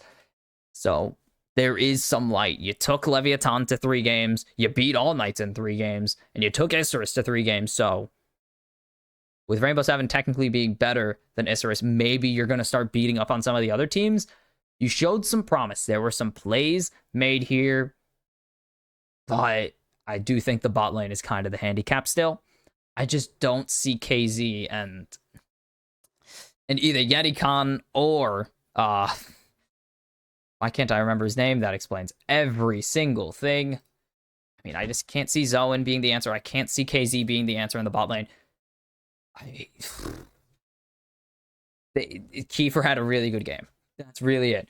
Kiefer had a really good series, which seems to be a recurring theme for you, Infinity. Like, Kiefer having a good series in losing efforts seems to be a recurring theme. He's kind of your best player right now. Like, you've won 4 games this year. He has 2 of your MVPs. So, Infinity, figure it out. Play around Kiefer a lot more. Please protect him way more, but he did kind of suicide on that last play, like, really badly. That was a death wish play right there. But all that aside, Infinity, good luck with your future, with your next 2 weeks of games, your 3 matches left. You don't play tomorrow, so we'll see you next week as you look to keep your season alive and not get sent and not visit the arena for the rest of the spring. And Rainbow 7, congratulations for locking in playoffs and securing second place for the time being. You face Isurus a bit later on. You face Isurus next week, but you have a match tomorrow, so we'll definitely be seeing you. We'll be seeing you a bit later, but that means we move to a very important match because this, again, Infinity needs All Knights to win here. It's All Knights 6 Karma as they battle. As 6 Karma battle for the 4th place, or 6 Karma battle to maintain the 5th, 6th place seeding, and All Knights are battling to claim the 4th place seed from Leviathan for now, as they have tiebreaker over them. They do. Or no, Leviathan actually don't. They look to maintain their spot in 5th, as that is, I mean, when you're this low in the standings, another win is going to be real nice because you keep up with Leviathan and you can potentially overtake them. You can't afford to tie them, though. They lead you 3-2 in the season series, but You win this game, you're 3-5. You tie them for now. You just need to win. It's just keep pace with them, and they'll drop a game probably. But for 6 Karma, this also, for both teams, this is a battle for lower bracket seeding. So winning this game means all that much more when you're going to probably end up facing each other in the lower bracket. And side selection means everything there because you can get the picks that you want early or get the bans you want before. And counterpick and all that fancy stuff. We've seen side selection matter quite a lot in international tournaments and regional tournaments, so duh, it makes sense. You want higher seeding, good. I've gone on for way too long saying the same, like, 3 things over and over again, so I'm going to throw it to a very long break. Or one of the longer breaks, it's not going to be the full time. You'll see the time change once we see how long we will go to game. But 6 Karma All Nights up next. I will see you after the break.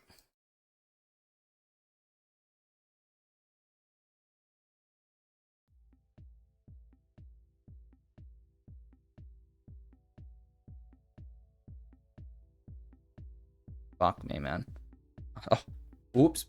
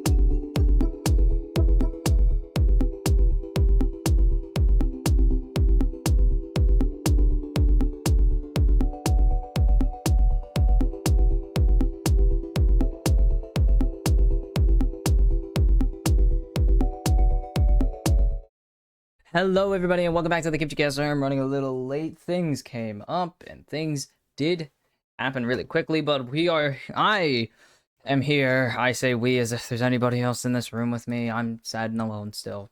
No questions. But here for game number 2, series number 2, 6 Karma all nights. Most of the actual LLA team saying it will be all nights, taking this one pretty cleanly. One of them said a 2-1. The only one person, I believe, has predicted 6 Karma will take this game at all. So we'll see which side is right. I do believe it will be the all nights. Face itches. All nights in the end. Already 1-0 against 6 Karma. I say it like that sometimes. Don't ask questions. Already took a clean 2-0 earlier in the season, and I'm expecting a run-it-back kind of deal here in the second match of the year. In their second meeting of the year. Shouldn't be too hard. Should not be very surprising when they do pull this one out. But we've already had a pretty impressively close game from Infinity and Rainbow 7 today, so I guess we will see is the correct answer here. We'll see how it goes. Now for 6 Karma and the All Nights. Two, I guess, kind of different stories. The All Nights coming in off of a 2-1 win last week against Leviathan in a salty runback of the 2-0 they got at the hands of them in week 1. 6 Karma coming in on back-to-back losses, facing Estral and Isurus in their last 2 matches. Or their last 2 games, as you can't see it, but 6-5, 2-5, 6 Karma will be playing tomorrow, and then back-to-back games every week to close out this season. So they definitely have one of the tougher schedules coming up in terms of just straight volume of games. How the cookie crumbles sometimes, especially because they had 4 back-to-backs. They weren't even supposed to have a back-to-back last week. They weren't even supposed to have 2 games last week, but it did end up happening. Delays and stuff and servers always cause issues sometimes. But we're into the game nonetheless. Nothing will stop it. As we can see, Talia and Lucian banned away. That's actually a bit different from what we usually see, but the All Knights don't want to see it in their game at all. And otherwise, normal bans from 6 Karma and the Ash taken away from All Knights, which is a pretty normal one as well. And this will be the Varus blind. Now, if you've heard me talk, I have made it very clear I'm not a huge fan of the blind Varus. I'm not a big fan of Varus on his own. I don't think, besides Nautilus, he doesn't have that many great synergies that have been working out for him.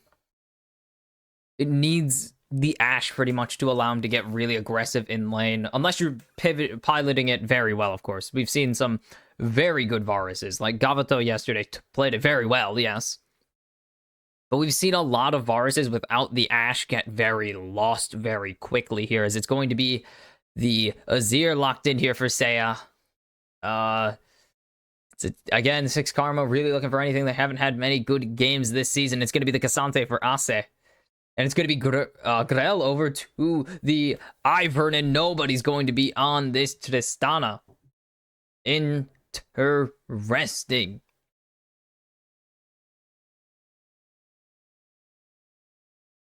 Interesting. And, ooh, it's Jin. It's 4 time, baby, at the 4s in the air. I believe this is, without fully guessing, I want to say this is the second Jin. I want to say the first, the Jin 1-0. Who played it? Where the hell is it? Even, it's near the bottom of this list. 1 game this season is Gavoto. That had to be back in week 1, right? Had to be back in week 1 or something. Yup. Took it against the Varus, actually. 3-1-3 against Infinity. That was day 1. Even. Nautilus banned away, a very good or common pairing with the Varus. And it's going to be the Vi taken away from Mataz here. Works very well with the Azir. Vilox one down. The Azir just follows it right up with the Shuriman Shuffle. Easy peasy, get rid of it. Smart play here from All Knights. This will probably be support counterpick, I would imagine now, as it's going to be the Gwen taken away. It's picked into the Cassante, but it's not that strong anymore. The Kanik Rookern has really thrown a wrench in the plans of every player in this, every player around the world into Cassante. And now it is the Maokai taken away from Mataz here as well. 2 jungle bans here for All Knights in this second rotation. Intriguing. Interesting. I don't know how I feel about it. We'll see what 5Kid's thinking about here. And it will be the Xin Zhao for Mataz instead. This will be the support counter pick. Very, very smart play here. And it's going to be a Mordekaiser into the Cassante. It's going to be Rel support for Gastrix. Okay. I wasn't prepared for this. Also, you can see we have Trigo in again. Lack came in 2 games, 0-2. Had a actually pretty decent showing in game 1, but it is not what the All Knights are looking for here with playoff implications in this game. They want the best they have in there, and it's going to be Leona 1-0 on the year at the moment. And it is 1-0. It was played by Shadow into Rebel, so Rebel has experienced this game, or has experienced the Leona gameplay. Leona is starting to pick up on some prio, actually, around the world. I believe it was locked in LCS last game week, aka this Sunday, or the previous Sunday. Where is she on this list of people? There she is. 4% presence, 8-7 right now, but did pick up a win in the LEC. Was played by Huhi.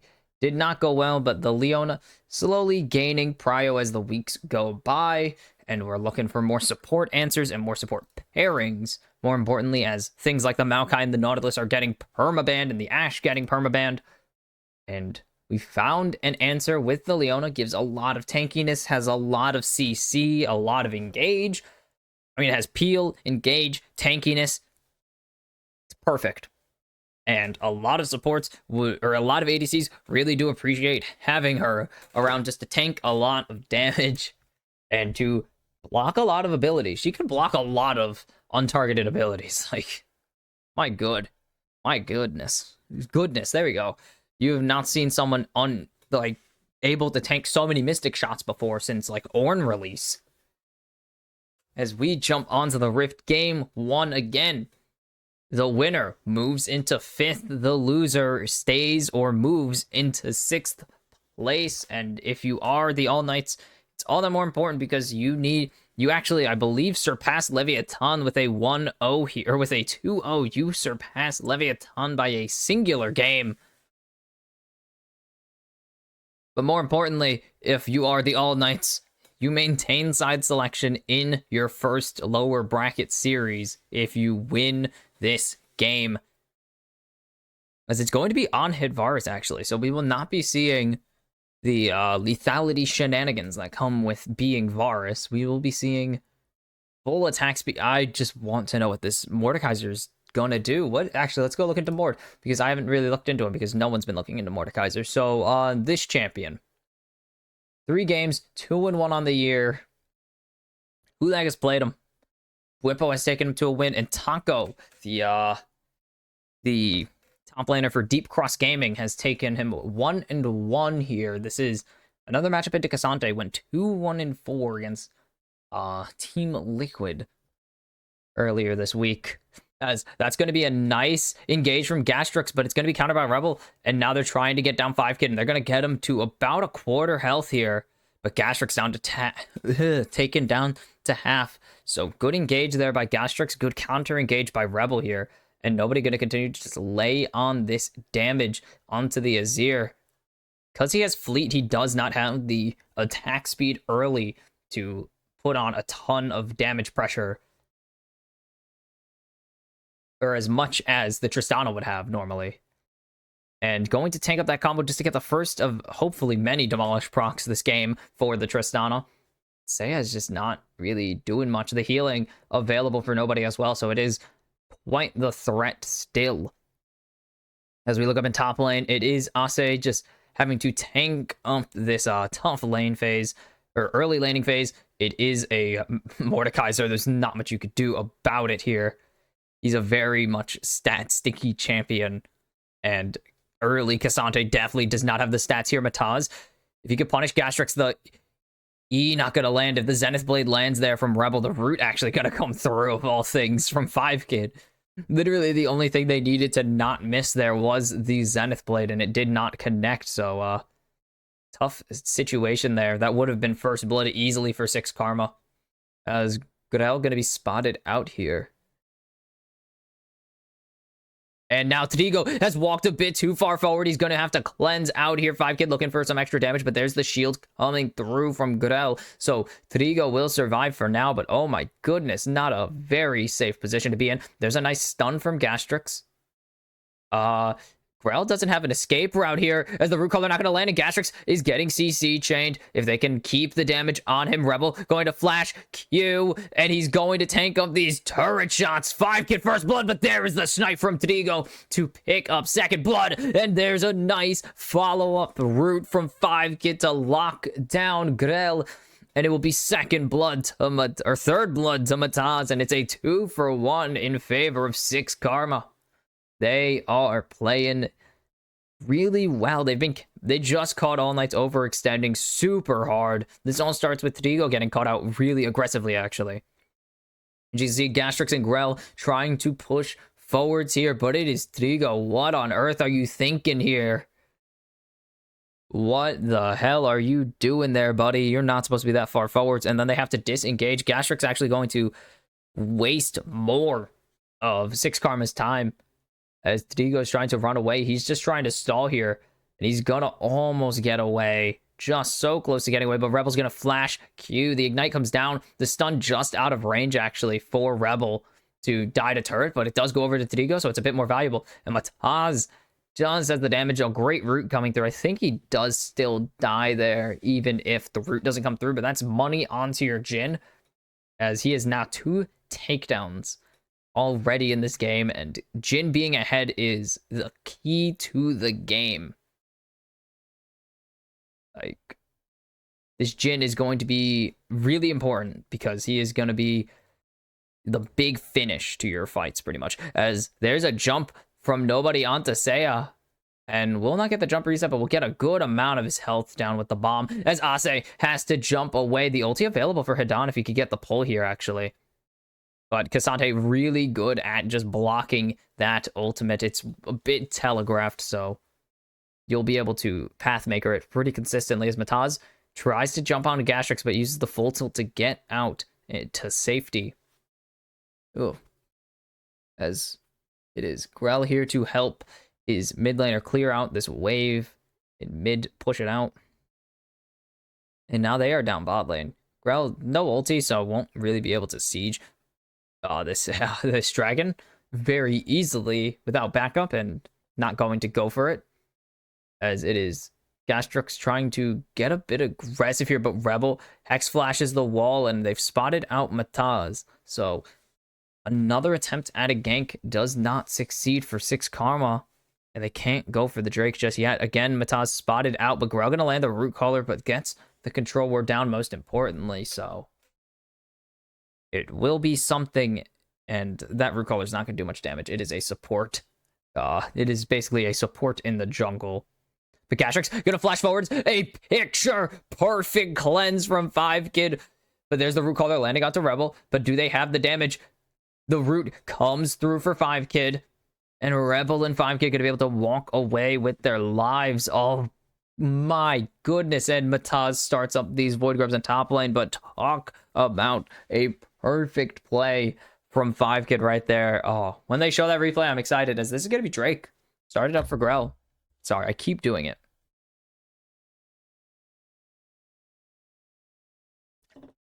And the bot lane has shown he actually didn't complete the channel onto the... What? Did he not complete it? He did not, but this is 4 on this dragon, so they will trade the Void Grubs for the first Ocean Drake. My goodness, 5 Kid keeping his gold lead intact. Flawless. I would get you a Captain Jack stack if this were actually a real game and not just a custom lobby. Man, your Eternals, not even Eternals, your farming on these would be great. And there's Mordekaiser, yep, just blocks a whole turret shot with his very silly shield. Very silly. As there's the shuffle coming through. Not even a shuffle, the divide coming through. And Matan's going to jump into nobody, but nobody able to jump away to safety with the rocket. Rocket jump. God, I got to use rocket jump first. And then gets away with the rocket jump. Jeez. And there's Hadan. He's not looking for the all out, but there's Ase. Actually going to get all outed, but he's not going to land Hadan under the turret. And so it is an ulti for nothing. Is that down? I can't even tell. The circle, once the circle gets really filled, it's really hard to tell at times, especially with something that is blue and white. But no, that's Mordekaiser's little crown. That's why he has his little horns, and his little horns look like a gap in the timer. But now no all out available. Hadan's going to continue to just lay down this punishment in the top lane now. He can really just hit... Oh, thanks, turret shot there. But he can hit Ase pretty hard now as Seiya knows there is no Emperor's Divide to stop him, and he's going to get or nobody knows there's no Emperor's Divide to stop him, and he will get a full stacked bomb off onto Seiya, and that is a lot of health chunked down. Mataz is back. He's spotted out on this ward. They don't know this ward's here, though. So, Grell is just going to come down and answer, and he's going to get spotted out as well here, so... It is a very, very nothing happened situation, as nobody also came down to try and help Grell on this flank or on this gank play. Now nobody gets the little shield there, and that's going to be a drift away to safety from Seiya. Still gets hit with the bomb, but doesn't really take as much as he would have if he stuck around there.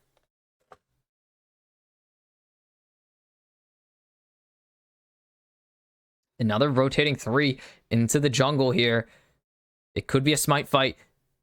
Grell doesn't know that the red buff or the blue buff is currently being taken, and now Grell has to flash over the wall, but Mataz is gonna join him, and there's the curtains. That's a lot of damage now. Seiya gets the shuffle, and Grell will fall. And it's a 1-0 so far, but now they have to start running. Trigo has the damage, and there's a flash over to get the auto. That's 1 down. Rebel will make it a double kill. Nobody looking for more here. 5 Kid takes the bomb onto him, and that is a lot of damage, but nobody's going to clear out this wave, most importantly, as best as he can.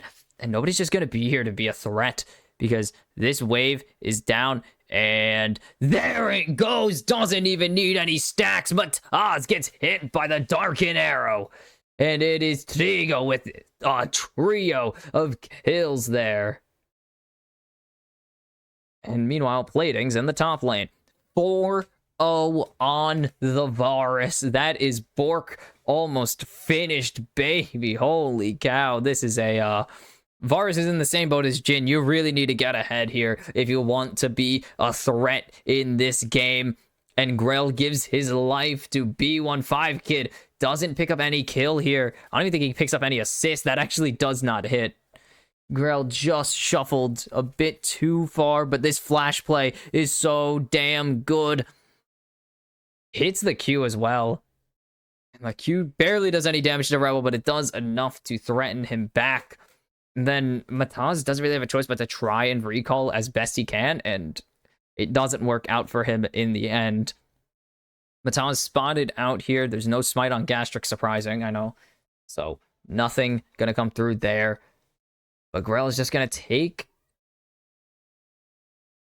Sorry, my ear started ringing. But Grell just going to take this trio, this set of Void Grubs. Only 2. They only need 2 right now. So it will be, I believe, a 3-2 split in favor of 6 Karma still, but they have 2 minutes to claim that last one. You can see the gold. Trigo is way, way up there now, and the Brazilian super team has come to life. As Mataz spotted out, I do believe he has smite, so he will be able to smite that one away. Grell cannot fight the camp, so he just sent Daisy to try and scare Mataz and maybe fight him. Again, that is Ivern's passive. He cannot fight the camps. He can only tame them and free their souls. It's not really known what's going on there. Daisy is about to die, so Grell just sends it in there to be a little bit of a bodyguard, and she eventually falls. As nobody's starting to rotate down now and jumping onto Saya with the bomb. But just going to have to disengage there. And now All Knights have made their entry to the jungle. They're about halfway to getting Daisy back up, so that's going to be a core part of them getting back into this game. Or getting into this river fight is them getting Daisy back up, because that is a very beefy member. But 6 Karma aren't even going to fight it. All Knights are just going to get this Drake for free, and it is not even really an issue for them. Yeah, 2 Drakes. They're going to have Drake stacking on their side. And, I mean, 6 Karma don't even get the second grub. So they don't get their 4th grub, even though it wouldn't get them the might spawn. That is Ocean. You know, the Drakes spawning over the river is very, very seizure inducing, and the Ocean one spawning over the rift is very seizure inducing as well. But Infernal Rift for the rest of the game. We got at least 2 Infernal Dragons for us right now. Did he go get hit by that still? That would be hilarious. So you can see about a 700-800 gold lead right now in favor of the All Knights. And it is mostly in this bot lane, like almost entirely in bot and top. Mid's having some fun at least, but the gold lead for mid has closed up a little. But it's almost entirely in this top and bot lane. As you can see, Hadan 29 CS ahead. And Saya, or not Saya, and Trigo is 4-0. Question answered. Mataz knows something's going on here now, because he did not connect with his W. But the wind became lightning, and nothing will happen here. Grell will be able to just get this. Oh. We'll just be able to pick up this Rift Herald, and we'll pick up the Scuttle that comes with it afterwards. As we are still seeing support items finish up. Mataz going to steal away these Raptors at least. So he gets something. I don't know if that's really equal value. I mean, in gold, it's kind of... no. Not very equal. But still, it's something. This ADC battle is going to be very dangerous. I believe Trigo would kind of lose it right now, unless you get some good combo, of course. But 5 kids straight 4 shots would be very dangerous, as that will be first turret over to Grell, or well, over to nobody. And Grell is thinking about tanking up that Rift Herald and sending it down this top lane, but it will not happen. Nobody gonna be able to just rocket jump over the wall and use his Herald recall. Taz not on vision, but Gastric's going to get caught, but he's going to be able to jump away. The wind became lightning and struck absolutely nobody. The W connects from 5 kid, but Gastric's, without having that mark on him from Mataz, really wasn't in any danger of dying. And now Rift Herald, will the All Knights ride it? Drive the Herald, you cowards. No, they won't. But it will be the mid turret not falling. If they got the Void Mites, it would have fell, but All Knights are cowards. All Knights, being some cowards, chose to not go for the Herald charge, even though they had 4 members in mid. I don't know what they were planning for, unless they thought it was just going to kill straight up. It would have given them the Mites, and the Mites would have killed. But whatever. Fine. As Grell needs to be very careful here not to get caught out, as he will get hit by the Xin W, but nothing else. Nobody should be able to clear out this wave really easily. Yep, clears out that entire wave. It was only 3 casters. So Saya will not get pushed for the moment. If they can find Trigo, that would be great, but doesn't seem like it's going to happen. They're just going to keep pushing back and forth in this mid lane. But now nobody in a little bit of a pickle here. He has 3 people on him, and while Grell is coming down, they need to be Oh, that's a big bomb onto Mataz, though. And he's just instantly able to clear that wave. And that's kind of the danger of pushing into him. Trigo doesn't have the damage to finish off the turret. He finally will with the dot. But Trigo, can he dance? He will be able to. Doesn't even need a flash, but does just in case. And it will be flash for curtain call and the mid turret. But, I mean, I would have flashed there too, because, yeah, I'm not risking it. But didn't end up needing it. Wasn't even going to connect. Dang. I'm sorry. My God. I need to, like, angle better.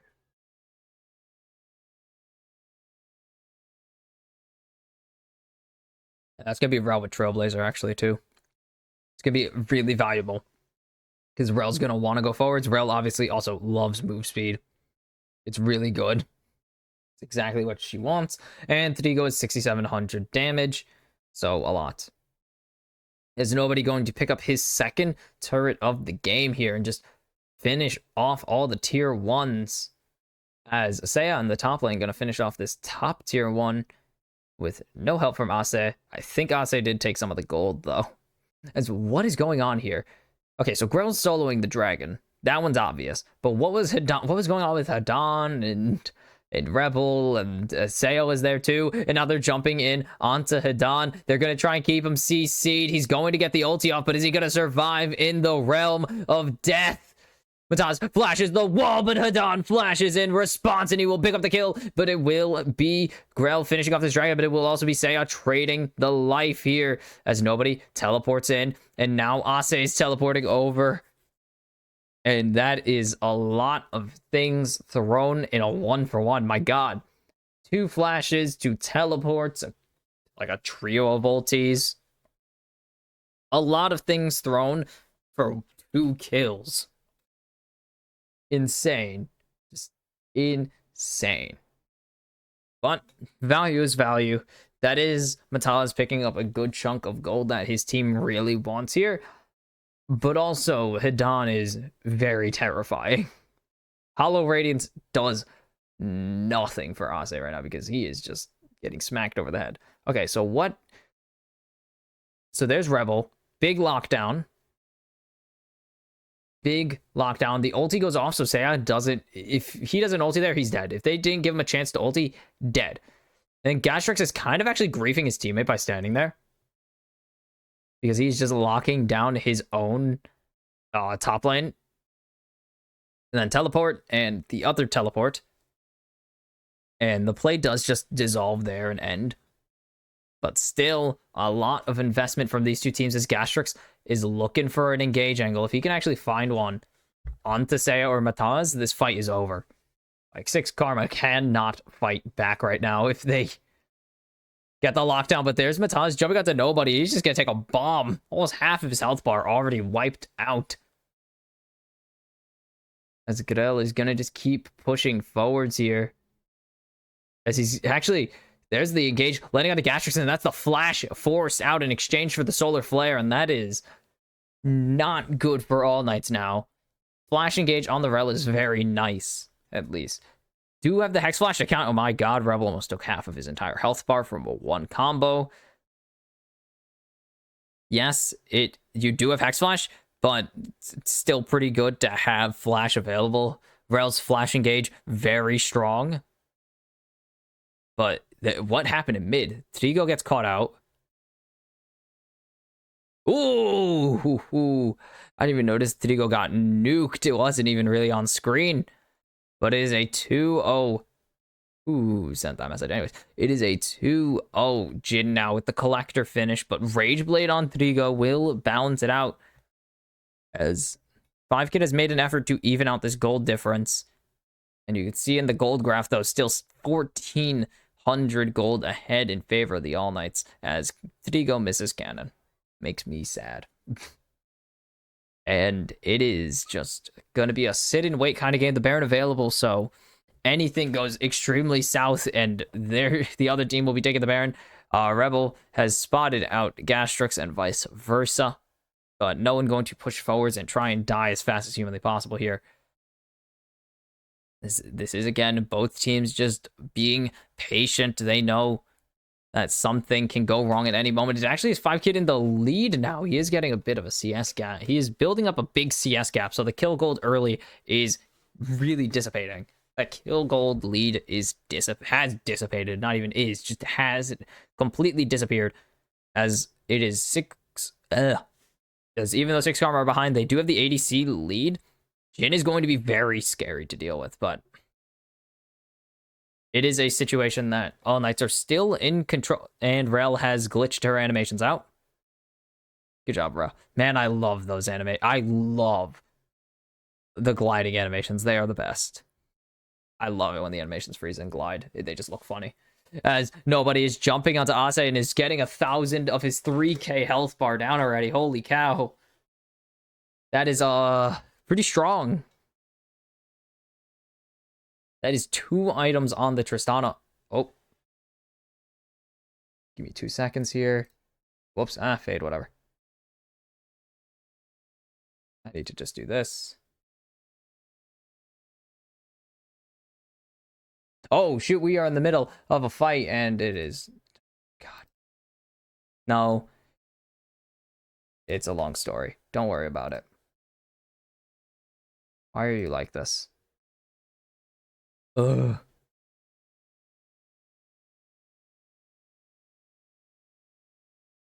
Give me, like... Just wait.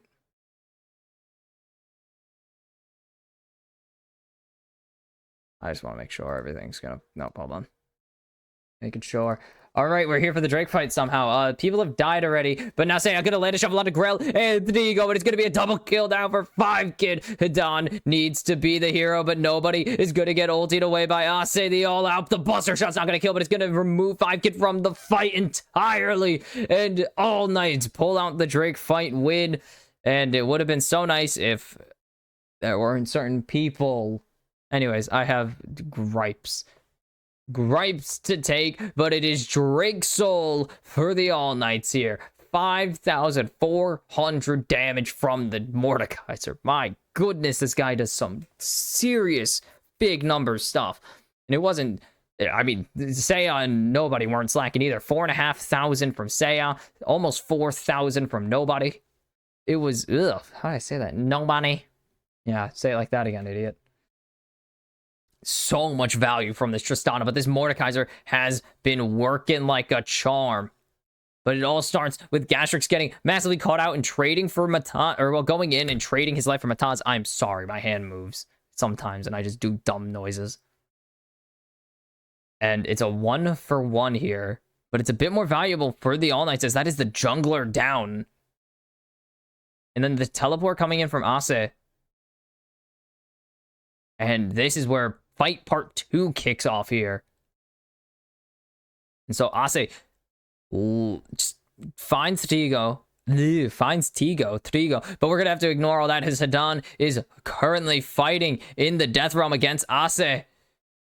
Will not pick up the Death Realm kill here, but there's Gastrix engaging, and it's going to be 2 into the Crash Down Magnus Storm, and Seiya's going to shove Gastrix back over the wall, but Ase's already going low. Mataz is being chased down. Nobody not going to be able to lay the bomb damage in as the Crescent Guard will block it all, but that is a force disengage there from All Knights onto 6 Karma, and they are just in control. Hidan hiding in a bush as the Baron is started up. Gastrix and Hidan going to be the bodyguards here that stop 6 Karma from entering the river, but they're not even going to contest it, and it is the Baron for All Knights. Easy peasy for them.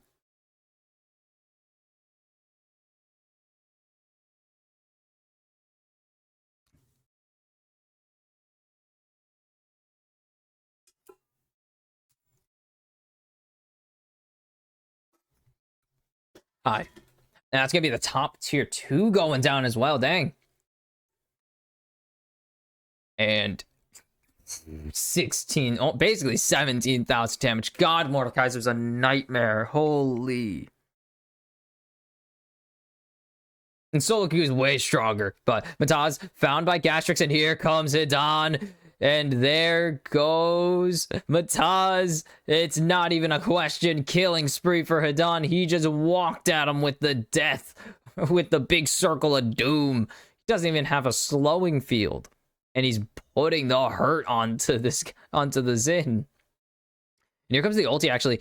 Daisy doesn't block those. Tadigo forced to cleanse. They need to get a body in front of Tadigo, and they will get Grell just in the nick of time as Ase is going to all out onto Grell. He's trying to get Tadigo, but it's not going to happen. And now nobody chasing down Rebel, but he will not be able to follow over the wall unless he has a rocket jump up right now. Does he have rocket jump? No, he does not. The cooldown's not in his favor at the moment. We'll be jumping into mid as all Knights are pushing in mid while nobody's just chasing down this while nobody's just chasing down Rebel here, and it's going to be an inhibitor falling. Is this the end of the line for 6 Karma? They have 20 seconds on the Azir. They have no Emperor's Divide available. There's the crash out onto Mataz. Mataz is despawned. Grell picks up his first kill of the game. The first Nexus turret will fall. The second one will follow shortly after, an all Knights 1-0 lead over 6 Karma in pretty dominating fashion nonetheless. 6 Karma had some moments, but all Knights made sure afterwards it was smooth sailing from mid to late game. They take all 4 dragons. They take the only Baron of the game. They get the Rift Herald. They don't get all the grubs, but they make it as easy as they needed it to be. And really, I mean, 2 underwhelming teams, but they put it on.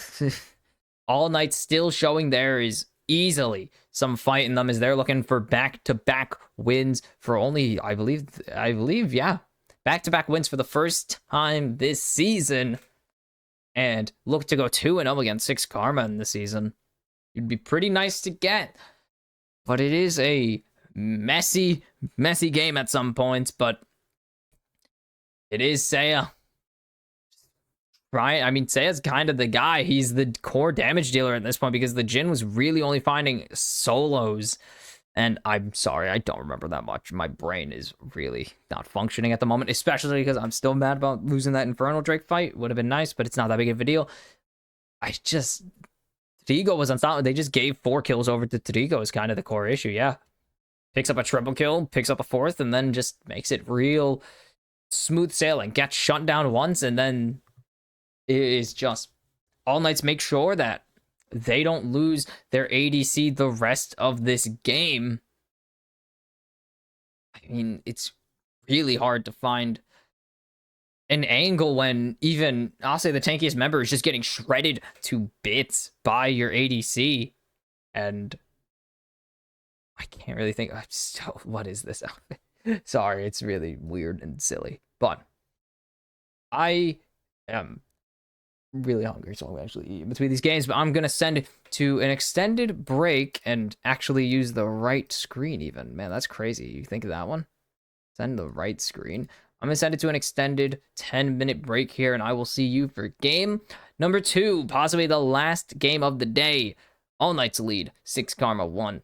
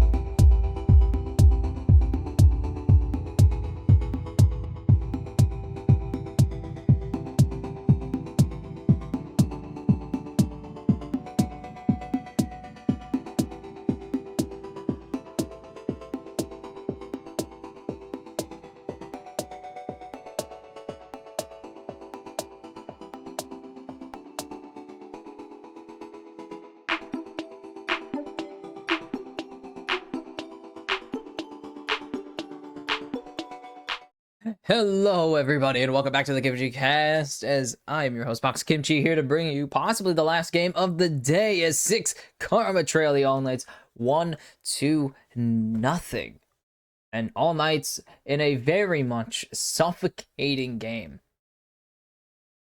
In game 1, pretty much in control for the entire match. Low kills, but again, no one cares. They gave the MVP to, I believe it was nobody who got it for. Don't ask questions. You don't want the answer. Whoops, that's a song. Sorry, you don't want to hear that. I know. I don't want to assume that you guys want to hear that either. As we're going to see pretty similar bans, but it is going to be 6 Karma taking that Tristana away from nobody. And it's going to be Varus banned away to close it out. So Trigo not going to get the champ. He just put a very definitive stamp, who just helped put a very definitive stamp on the game there. Oh, and it's gonna be Talia taken away from Seiya, pretty much one of the champions he's been playing consistently throughout this season. As it's actually going to be 5-kid on the Kalista. The bans left Kalista open, and that is, if you've been following League of Legends this season, not a good thing, but it is going to be Azir for nobody, and it's going to be Senna locked in for this bot lane, but who's going to get it is the question still. Oh my goodness, sorry. Spice washed down with sparkling water, not a good idea. Bad ideas. But what's the response going to be with mid lane already locked in? The Corki available if they want it. Corki kind of... We are on 14-3 and... Okay, I'm going to be honest. There's not enough data. There's only 2 leagues running 14-3 right now, but it will be the Oriana. Only LCS and LLA and CBLOL. CBLOL are also running 14-3, I believe, but that's not enough because half of the regions are on vacation right now. For Lunar New Year, of course, the only regions running LCO, CBLOL, LEC, LCS, and LLA. As this is Nocturne locked in for Mataz. No, they were. Oh yeah, that's right. They will be running 14-3. So it has only been LCS and LLA so far on patch 14 or on patch 3 of the year, and it's gonna be Nautilus locked in for Gastrix. So we will see another farming Senna here. How's Nocturne doing? I want to look into Nocturne. 21-37 on the year overall, and I believe it's 2-8. I don't want to say 2-10. Excuse me. My God, I'm trying. It is 2-8. Good. As Renata is going to be banned away here, actually. How's the Ori doing? My goodness, okay, anyways. 70-81, and you saw it earlier. 3-7 in the LLA. Is Rel taken away from Grell here, actually? Fitting. Oh, thank God. No, not thank God, because it's like I hate Rel or something. No, thank God, because I'd be unstoppable, making too many bad jokes. I would be making so many bad jokes. Just all the bad jokes, if you really cared about that. Zachary banned away here. Zach Top, scary thing, terrifying, very obnoxious, very strong, banned. Oh, sorry, nose. Putting the hoodie back on, it's cold. A nice, like, 3 degrees out today. Actually, it's probably colder at this point. Belveth banned away. Now that's a interesting strategy. It's -2 now. Damn, it's cold out. -2, which is like 30 American. Something like that. Cold. That's all you need to know. Vigo, actually, I did like that Poppy band here. Again, Kalista, yep. With Pompey, or with Kalista already locked in, 2-3 on the year in the LLA, but Kalista, it's always nice to get that Poppy. Poppy pretty much a counter pick just for that champion, but is also very strong on her own. 36-33 on the year, 69 picks. This is the 70th game of Poppy. 193 bans. She's very strong, and I'd be intrigued. It's going to be... Ooh. Hwei support for Rebel here.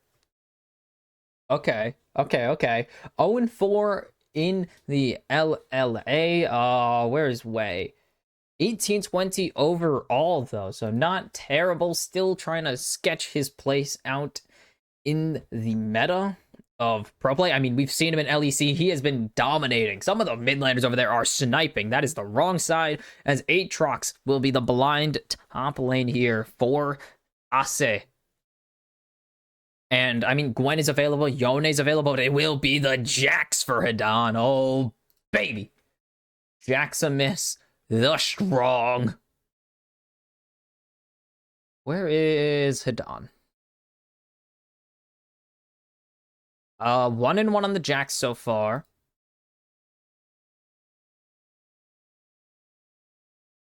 I was gonna see if I could open something. Anyways, Jax. He did lose his previous Jax game into Aatrox. It was against who would that be? Against Pawn. Did beat the Akali, though. I remember. Oh. And I'm remembering Summit's game against with the Akali. That was a fun one. Oh my god. Didn't pick the Akali. We saw Summit play it, what is it, 2 weeks ago now? Yes. It was into Leviathan's Jax, though. So it wasn't an Aatrox. I thought it was Aatrox. I'm just dumb, though. But almost open BattleNet. That would have been weird. We're ready to jump into the game in just a moment. Just loading in here. Champ select finish. I'm liking the angles. I like them. I'm kind of intrigued by some of these picks. I haven't been a massive fan of the Jax, to put it lightly. I don't think he's been super great overall. I'm not a huge fan of the Orianna either here, actually. I think the Corki probably would have been a good answer. But with the not tons of damage that they have at the moment, or the not tons of setup they have, it does make sense for them to want the Orianna here.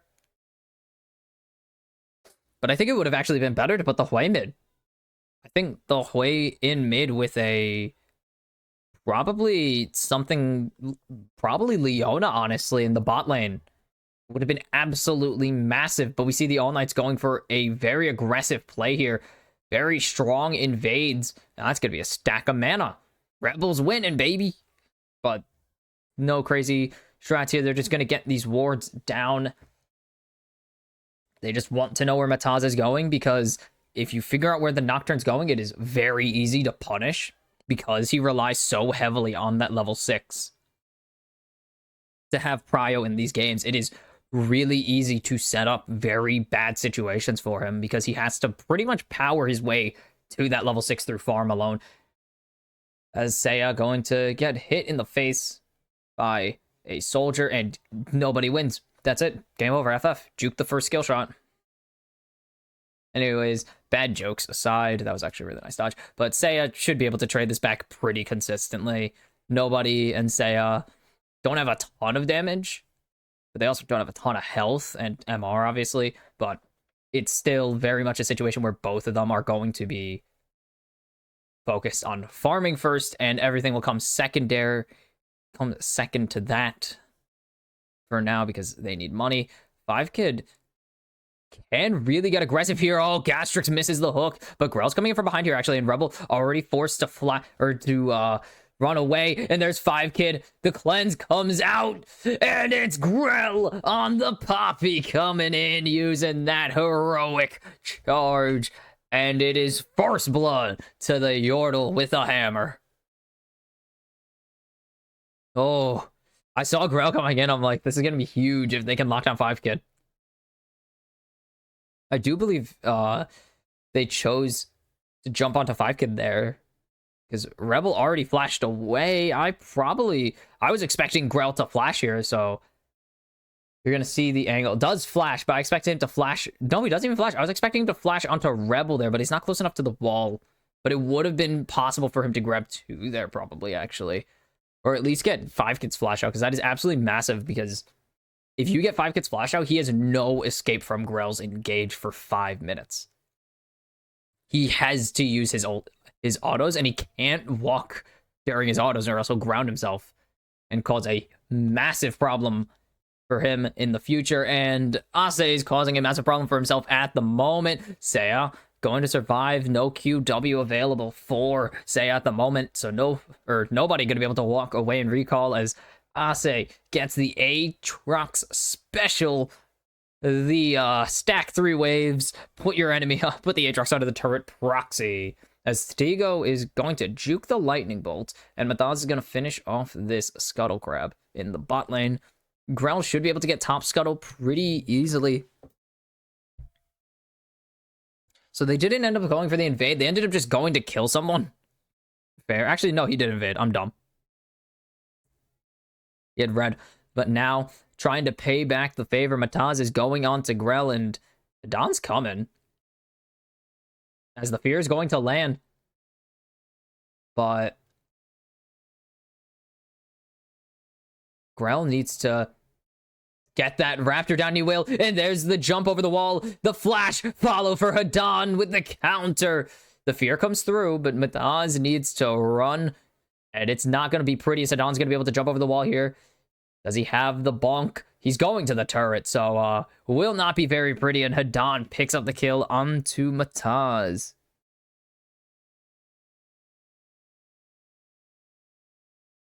And it is going to be a kill onto this Jax, which is really big because this is their counter to the Aatrox for now. Seiya going to get jumped on by nobody, and he's going to jump all the way into the soldiers. And Rebel's rooted up, and he has no flash, he has no heal, and he will fall to Trigo, who got his first kill of the game. And it's 3-0 All Knights right now, and they are conking with gas.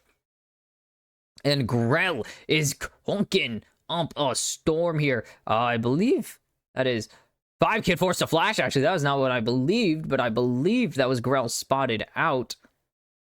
And so Mataz going to be able to take these grubbies up in the top river. But look at this path in Grell. Boom. Grell perfect right there with the positioning. Wait, not killing the Raptors actually to waste Mataz's time, because Mataz wants to stay there to smite away the Grell, or to smite the Raptor away. So the more time he wastes, the longer Hidan's gonna have to come in, and then Rebel just gets caught out. This is a good route, or a good hook from Gastrix, and then no flash available, so he's forced to tank up that W. The little grip of the void, or of the mist, not the void. Two different monsters. But the grip of the void is more than enough to put Rebel in the grave, and this is a very nice lead for the All Knights here. As Hadan is going to get jumped on, but Grell is in the bot lane. He's going to lock down 5-Kid. The cleanse comes out, but there's more than enough damage to take down 5-Kid. The Shuriman shuffle. The Divide not going to find anyone, and nobody's actually going to give his life for the cause, but Rebel is level 4 right now. Grell going low. Gastrix has the damage here. There's Grell with the re-engage, and Gastrix has the health to tank the turret. Grell's second kill onto the bot lane of 6 Karma. They'll trade back 1, but it is a 2-for-1 play, and the All Knights continue to, just use this Poppy to bully the bot lane here. It will be a plating over to Seiya, but it's not nearly enough. Not nearly enough to justify it. This shuffle hit. This divide sucked. I mean, he got the flash out at least, but that is a bit of an overcommit, as there's the paranoia going on to Hadan, but he's just able to leap strike away. That's going to be the world ender. That's going to be the paranoia out, and all they get is a Grandmaster at arms and a leap and a ward. They get the ward out. That is it. That is such low value. Ase is going to hit the minion with the infernal chains there as well. So Hidan's just able to stand here and continue to just make sure Ase can't do anything. This is just infuriating if you're the top lane of All Knights here, or if you're the top lane of 6 Karma. This is just infuriating. And Gastrix is going to tank up this damage, doesn't really care. Just going to be able to run away with the hook. And Ase is just not really able to do much of anything. He is Aatrox, he has boots, and that is it. And how close are we to level 6 on these bot laners and the Poppy? Don't have the XP bars, which the LEC has. And if you couldn't tell, I do like the LEC for a while. They were my favorite league. Now CBLOL is pretty awesome. But LLA is very fun. I've been having fun here. Of course, I wish CBLOL didn't have an official English stream, but they do, sadly. Because they are such a fun league to watch. Oh my god, I love CBLOL. But we'll talk about that some other day. As this is Hidan going in, and that is going to be a flash follow from Hidan, and he's gonna flash follow to his doom. He overcommits. Ase doesn't even need to end the world. He just needs to end the Jax to even up the top lane. And there is the shockwave out from Seiyan. I think he probably should have reserved that because now Grell is on the prowl, but he will be able to just run away with the dissonance here. So 6 Karma getting something in return in this top lane. Oh my god, there's so many freaking... How do you land that Gastrix? But he's going to get hit pretty hard in return, but Trigo is going to be able to move him back, and Mataz unspotted here. But now he knows. And the Paranoia available, but Grell is down here, so it'd be very hard to get this engage onto anybody. And Gastrix going to land the hook again, and there is Trigo getting jumped out by Mataz, and it's going to be great. Are you kidding me? Grell, little trade one is finally a shutdown. Gastrix needs to be very careful here, and it will be a 2-for-1, but a great play by Grell to knock down this Kalista and try and put an end to the play, but it's not going to come through, sadly, and All Knights are losing their grip on this lead bit by bit now.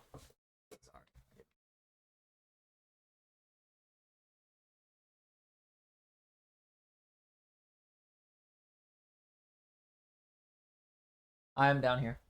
I'm not doing anything weird, I promise. Or illegal, at least. And this hook lands, but they don't have the depth charge. But they have a freaking minion getting sent to the moon. But Grell's only able to block one dash, or not one dash, but he's not able to block the Paranoia recast.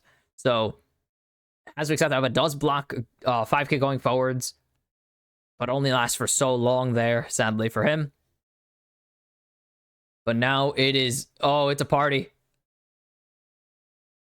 It is a party over here. Hidan getting locked up, but he's able to ward up over the wall. Grell has no flash available, and he has no hex flash available. He is going to die here. He smites away a Void Grub, though, before going down, and it will be All Knights again handing over more control. 2,000 gold ahead now for 6 Karma.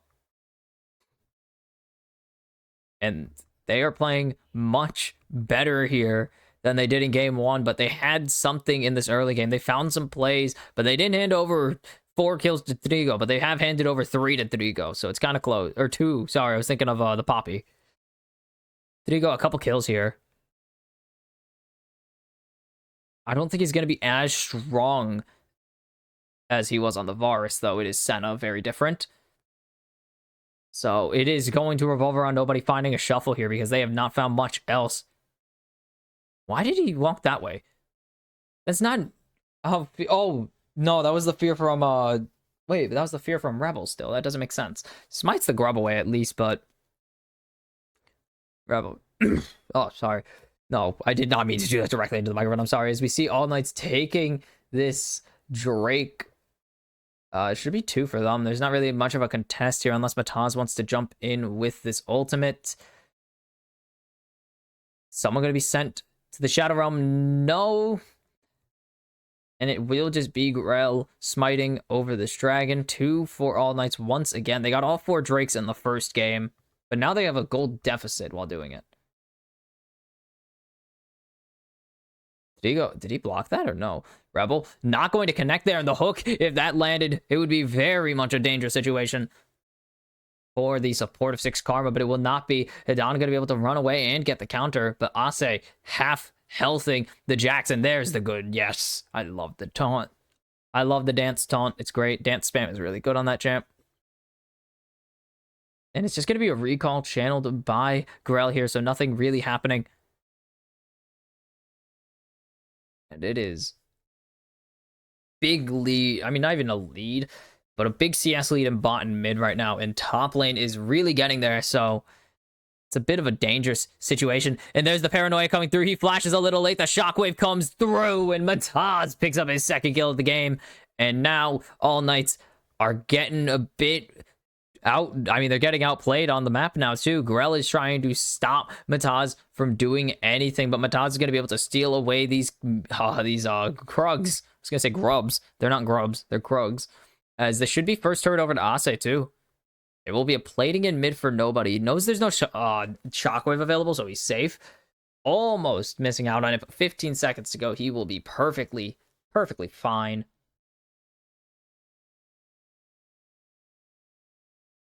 And it's going to have to be a big angle here to get the All Knights back into this game economically back into this game, as it is a 4,000 gold lead at 14 minutes, and they're looking to get him, as they're going to lock him down. That's a lot of damage for Rebel to put onto nobody. He actually finds a really good combo there. Very well planned combo as well. I don't even know, huh? He buffered I think he threw the fear out and then got the bolt, but he might have buffered the bolt with the... Yeah, I believe he did buffer the bolt, as this is Mataz on to the Rift Herald here.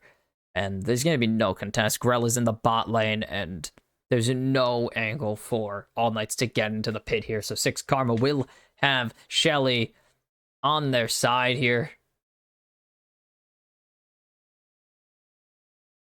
Shelly's on the team. Welcome to the squad. And now they're just looking to put this thing mid. Instantly looking to put this thing mid. They need numbers up here, and that's going to be jumped onto, and there's the shockwave combo with Mataz. There's no escape and a paranoia with a ball. No chance. You can send the Rift Herald away if you really want to. You gonna buffer it? Nope. Not gonna do it. Just chooses to let it charge and take it out afterwards. Ase has the level advantage here, so rank 2 World Ender available, and Hadan going to jump forwards, and there's Ase going in with Mataz, and it's going to be a killing spree for the Nocturne now. And 6 Karma pushing their advantage even harder. 4,700 gold, almost 5k in 16 minutes. This Jax has not been... had 1 kill and then a tough mid-game now. And this is just an undodgeable combo. Holds the flash for a bit too long. Needs to drag Mataz under the turret there.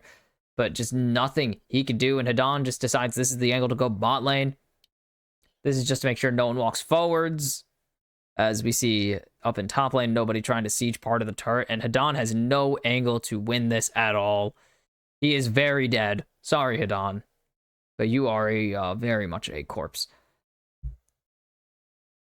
There's now 6 Karma in control of this river. 50 seconds till Drake spawn.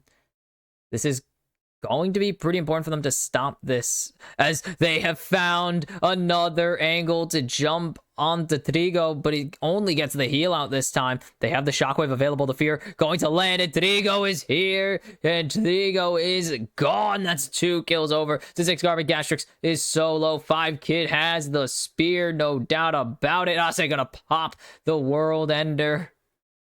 That's going to be blocked by Gastrix's shield, but the empowered auto attack will not be blocked. It is a killing spree for Ase in game 2. And now 7,000 gold ahead. 6 Karma showing off. They got some teeth. They got some bite on this team right now. And All Knights are... I mean, it is looking way closer than some were expecting here. They keep jumping onto Mataz. There's no way they could just let Mataz get jumped on here, and then Ase is just hiding off on the side waiting. Grell gets immediately hit by the Fate's Call right there, and then the chase down is too easy for 6 Karma. Bonk.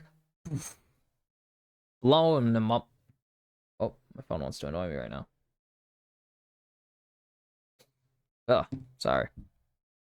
And the Drake is just being soloed at the moment by Mataz. It will be an easy stall on the Drake stacking. Saya going to get the shockwave. The Drake not even finished yet, but there goes Don Mataz sounds the dragon to go and save his support or his mid laner's skin, and Seya's gonna get a 7th takedown this game. 4th kill for Mataz in the game right now. And this is a hill to climb for for the All Knights to climb, and it doesn't seem like it's going to happen anytime soon. 8K now, the gold lead. They need to find a miracle fight, and they will find Ase. Ase worth a good chunk of gold, but he needs a lot there. There's the Q2 being moved in. It's going to be Grell picking up the kill onto the Aatrox. The shutdown worth 750 overall. And that is a start for the All Knights to pull back this game, but they got to find some big kills onto these carries.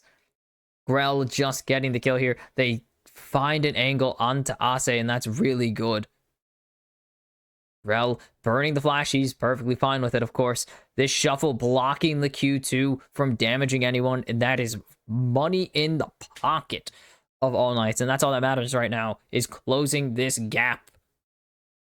As long as they can keep finding plays like that, but it's going to cost them a lot, obviously, but if they can keep finding plays like that, they can get back into this game. And farm. They need a farm on the Senna. Really valuable. They need to get Senna in this game. They need to get this Azir online. They need items. They need money on the Azir. This will at least be an objective bounty on this bot tier 1 claimed. Say oversteps, they can find this as an angle, but there is a Nocturne in the vicinity. They need to be very careful here to not overextend and get caught out. But it will just be a simple disengage. No one going to even consider starting the Baron yet. It's quite a ways away before anyone's going to find the angle. You need a really strong pick or a big fight win to find the angle. It needs to be on someone who's super important. But if Grell actually overstays here, he will be very dead. Is the Hollow Radiance available? They need to be careful here. They don't want to afford to get caught out, and that is Gastrix getting caught out. 5Kid picks up his 2nd kill of the game, and that could be the angle to start putting the hurt onto this mid turret. Hadan gets half health by Ase and has to just disengage entirely. And the paranoia going out. They're looking for an angle to jump, but they aren't, and instead going to just get All Knights to disengage again, or to back up. The threat of the paranoia is really big, but now that the paranoia is actually down, it's not nearly, this Nocturne's not nearly as strong, but All Knights still can't really afford a fight here.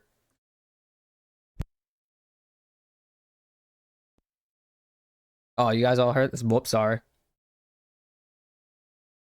Honestly, I just gotta take the Scuttle Crab. Hell yeah.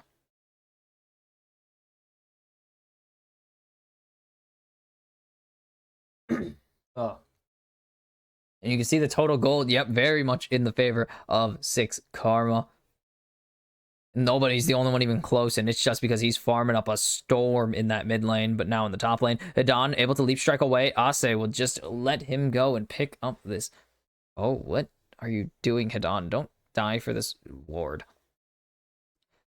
And now All Knights, they need to just kind of stay in a group, avoid getting or letting Mataz get any big paranoias off, because that is going to be the end of the game for you. As Rebel going to get his team to push forward now, and it's only going to be a lightning bolt barely hurting Grell. Like, that's not really much of a threat here.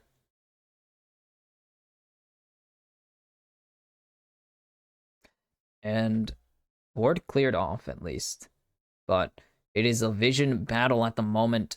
Mataz, they need to keep eyes on him. They need to know when to stay grouped together. Mataz looking for a paranoia angle 100% of the time. Any angle could be a paranoia angle. Remember that. Okay.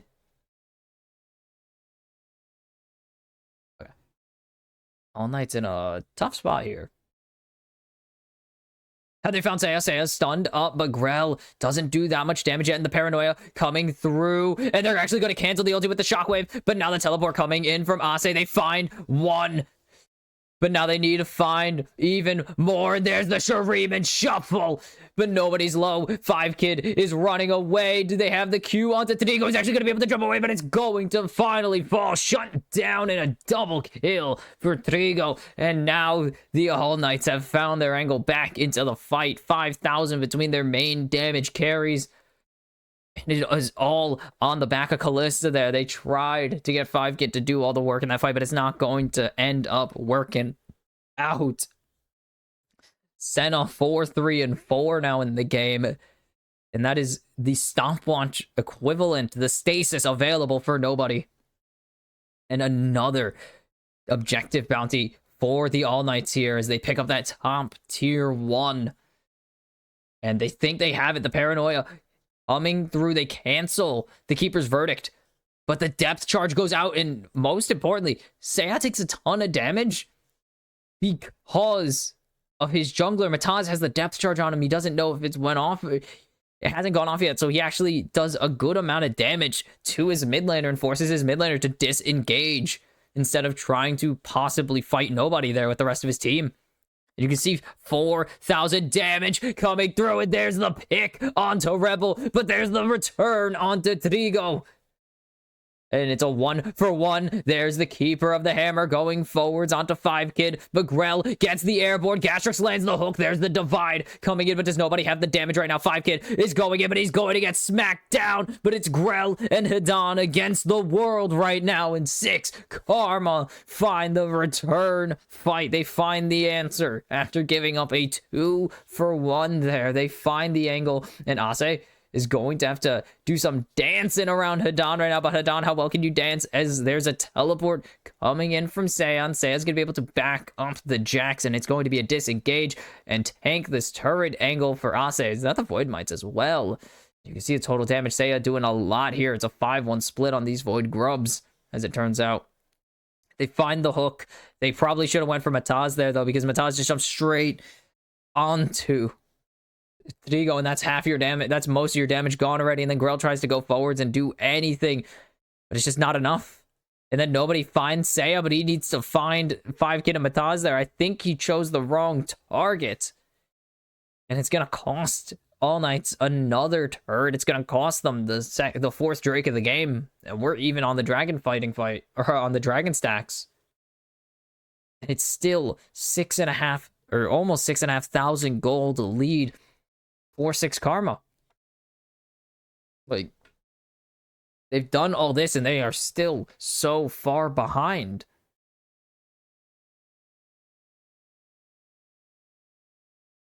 Now the vision control once again in favor of 6 Karma in this river. And it is, what is your angle here? If you are the All Knights, you found it before, but then you took a really aggressive fight, but that just doesn't pay out. Does not. You hand over 4 kills to the enemy, and now Nocturne's even more fed. This Orianna's only getting stronger, and this pairing is stupid good. So it is really a, what do you do? The All Knights need to find an angle that is going to get them either Mataz or 5Kid, but they found the angle that gives them Trigo instead, and Seiya's unstoppable as Mataz goes forwards with the paranoia and picks off the ADC once again, left alone in mid lane, and it's Baron time for 6 Karma. Grell needs the steal of a lifetime here. There's no alternative available. He needs to get over this wall. He has the Hex Flash, but if Rebel's able to waste his time, he's gonna send 2 away and instead try to disengage 6 Karma, but he can't go over the wall. Does not have Hex Flash available. He's stalling for time. He's going to go in. Does he get this?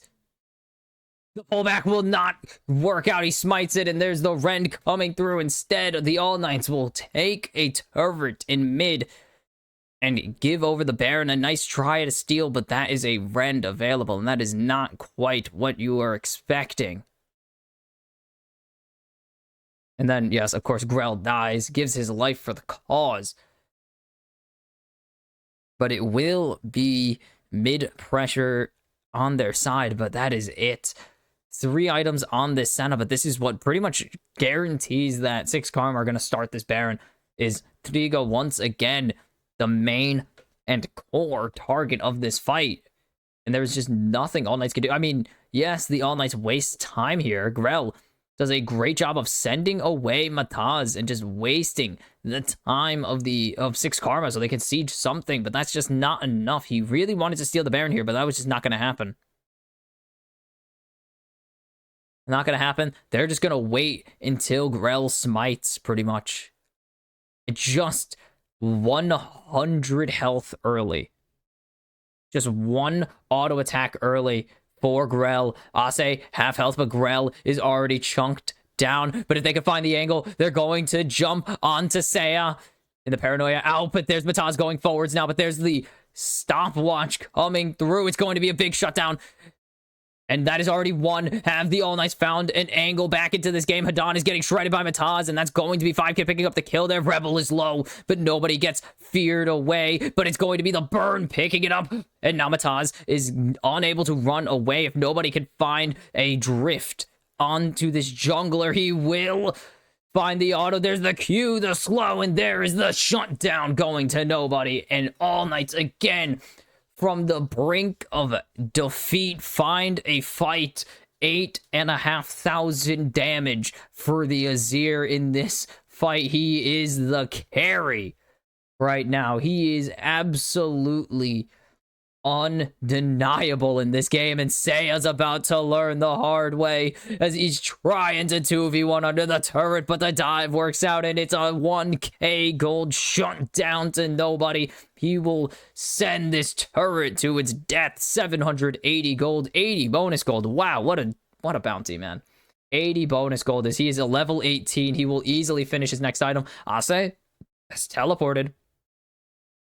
Grell needs to be careful here. I don't think he's going to survive this encounter. However, it is very over for him. He will hand his life over to Ase, and it will be nobody trying to drift away and run for his life. I don't think Ase has the chase down anymore. And nobody going to teleport bot lane here, actually. Going for this Dragon Rush. They don't have their jungler. Mataz is here and has the paranoia. But does Mataz want to go for this? No, it will be the 3rd Drake. It will be Drake Soul Point over to All Knights here. As Mataz doesn't want to give his life over just for the 3rd dragon that they need.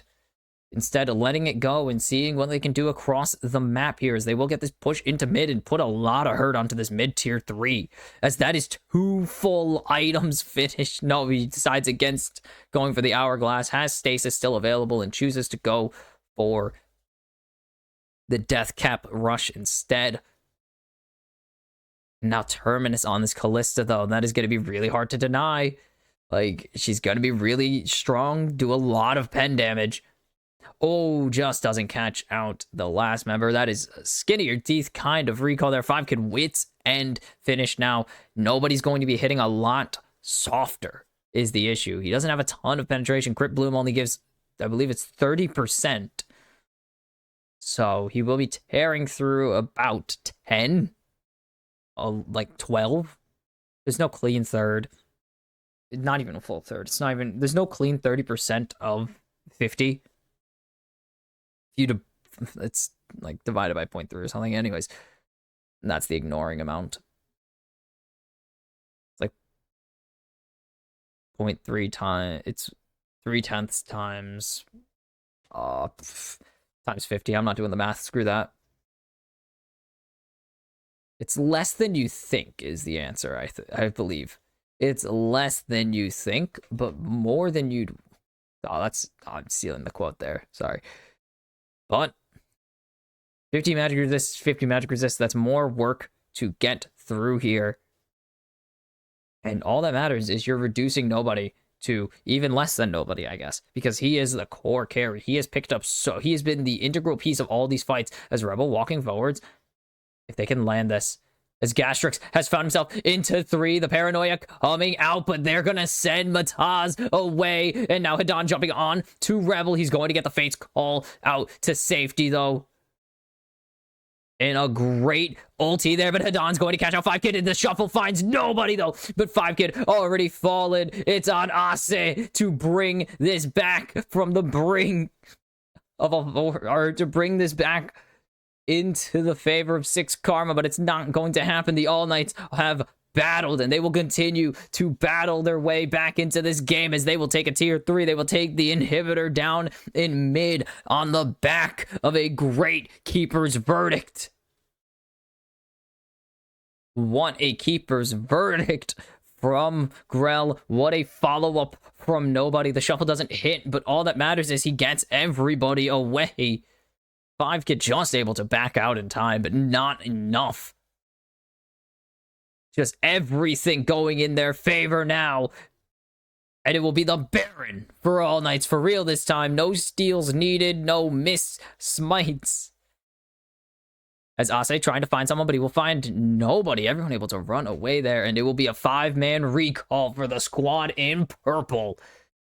And Hadon, great flash Q. The shuffle, just a bit short. The soldier didn't actually go as far as I'm assuming he thought it would. Grell gets all the way into the back line there. Same with Hadon, and everyone's forced to disengage. Why is this so choppy here? But nobody gonna get rooted up, take an arrow, or take a thunderbolt to the a lightning bolt to the face. You can't take a thunderbolt. Thunder is a sound. But inhibitor down, and that is all that matters right now. They have that mid inhib open, so that allows nobody to start pushing in on the side, because 6 Karma are always going to have to answer to these mid waves, no matter what happens. They'll push passively over time if 6 Karma do not answer to them fast enough. As Ase is hiding off on the side here, as it is All Knights getting this bot push. They want this bot, or they want this 4th Drake. They want the Drake Soul. I'm sorry, I did the thing again with my hand this time. But 37 seconds, they want this bot tier 2. You see the total damage nobody has taken over. He is absolutely key to All Knights winning these fights right now. And Hadon has just walked in through mid. He is keeping these waves pushed up. He is keeping 6 Karma in the base.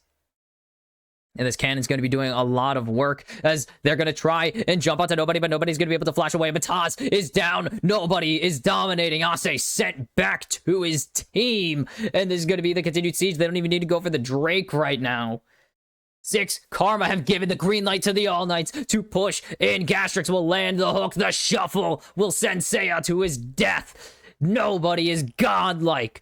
Nobody picks up the double kill. Will it be 3 Ase versus All Knights? It will not happen. The All Knights down 7K. Triple kill for nobody, and nobody guides his team to the 2-0 as they take 4th place in the LLA. Whoops, I forgot I can't do that yet.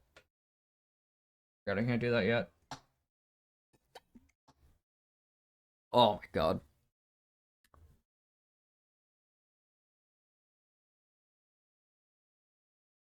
The All Knights, that was such a clean comeback. 6 Karma will be looking at that game in the VOD review, without a doubt be thinking, what happened? Where did we go wrong? And the answer is that one paranoia play. They allow, I mean, a pair of plays, really getting caught out.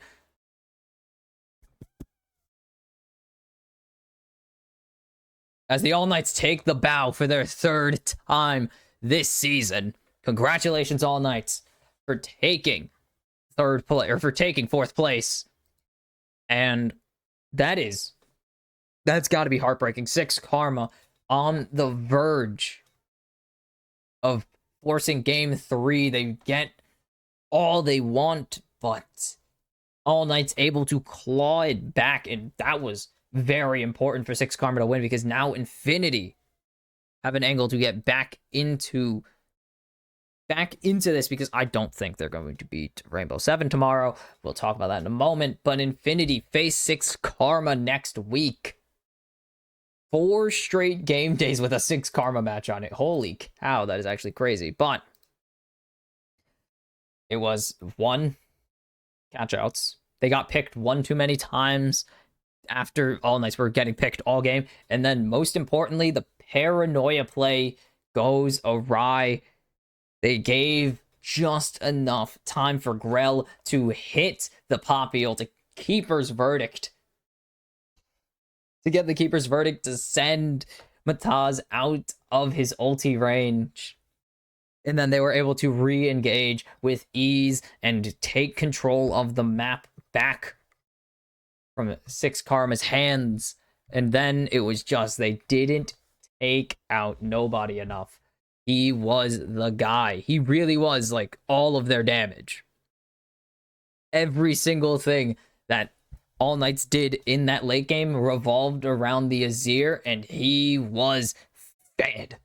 He did so much damage. And then Hadan became very much a big player later on, as his ability to jump into the back line with Grell just made it perfect and made him great at setting up the Azir for Shuriman shuffles.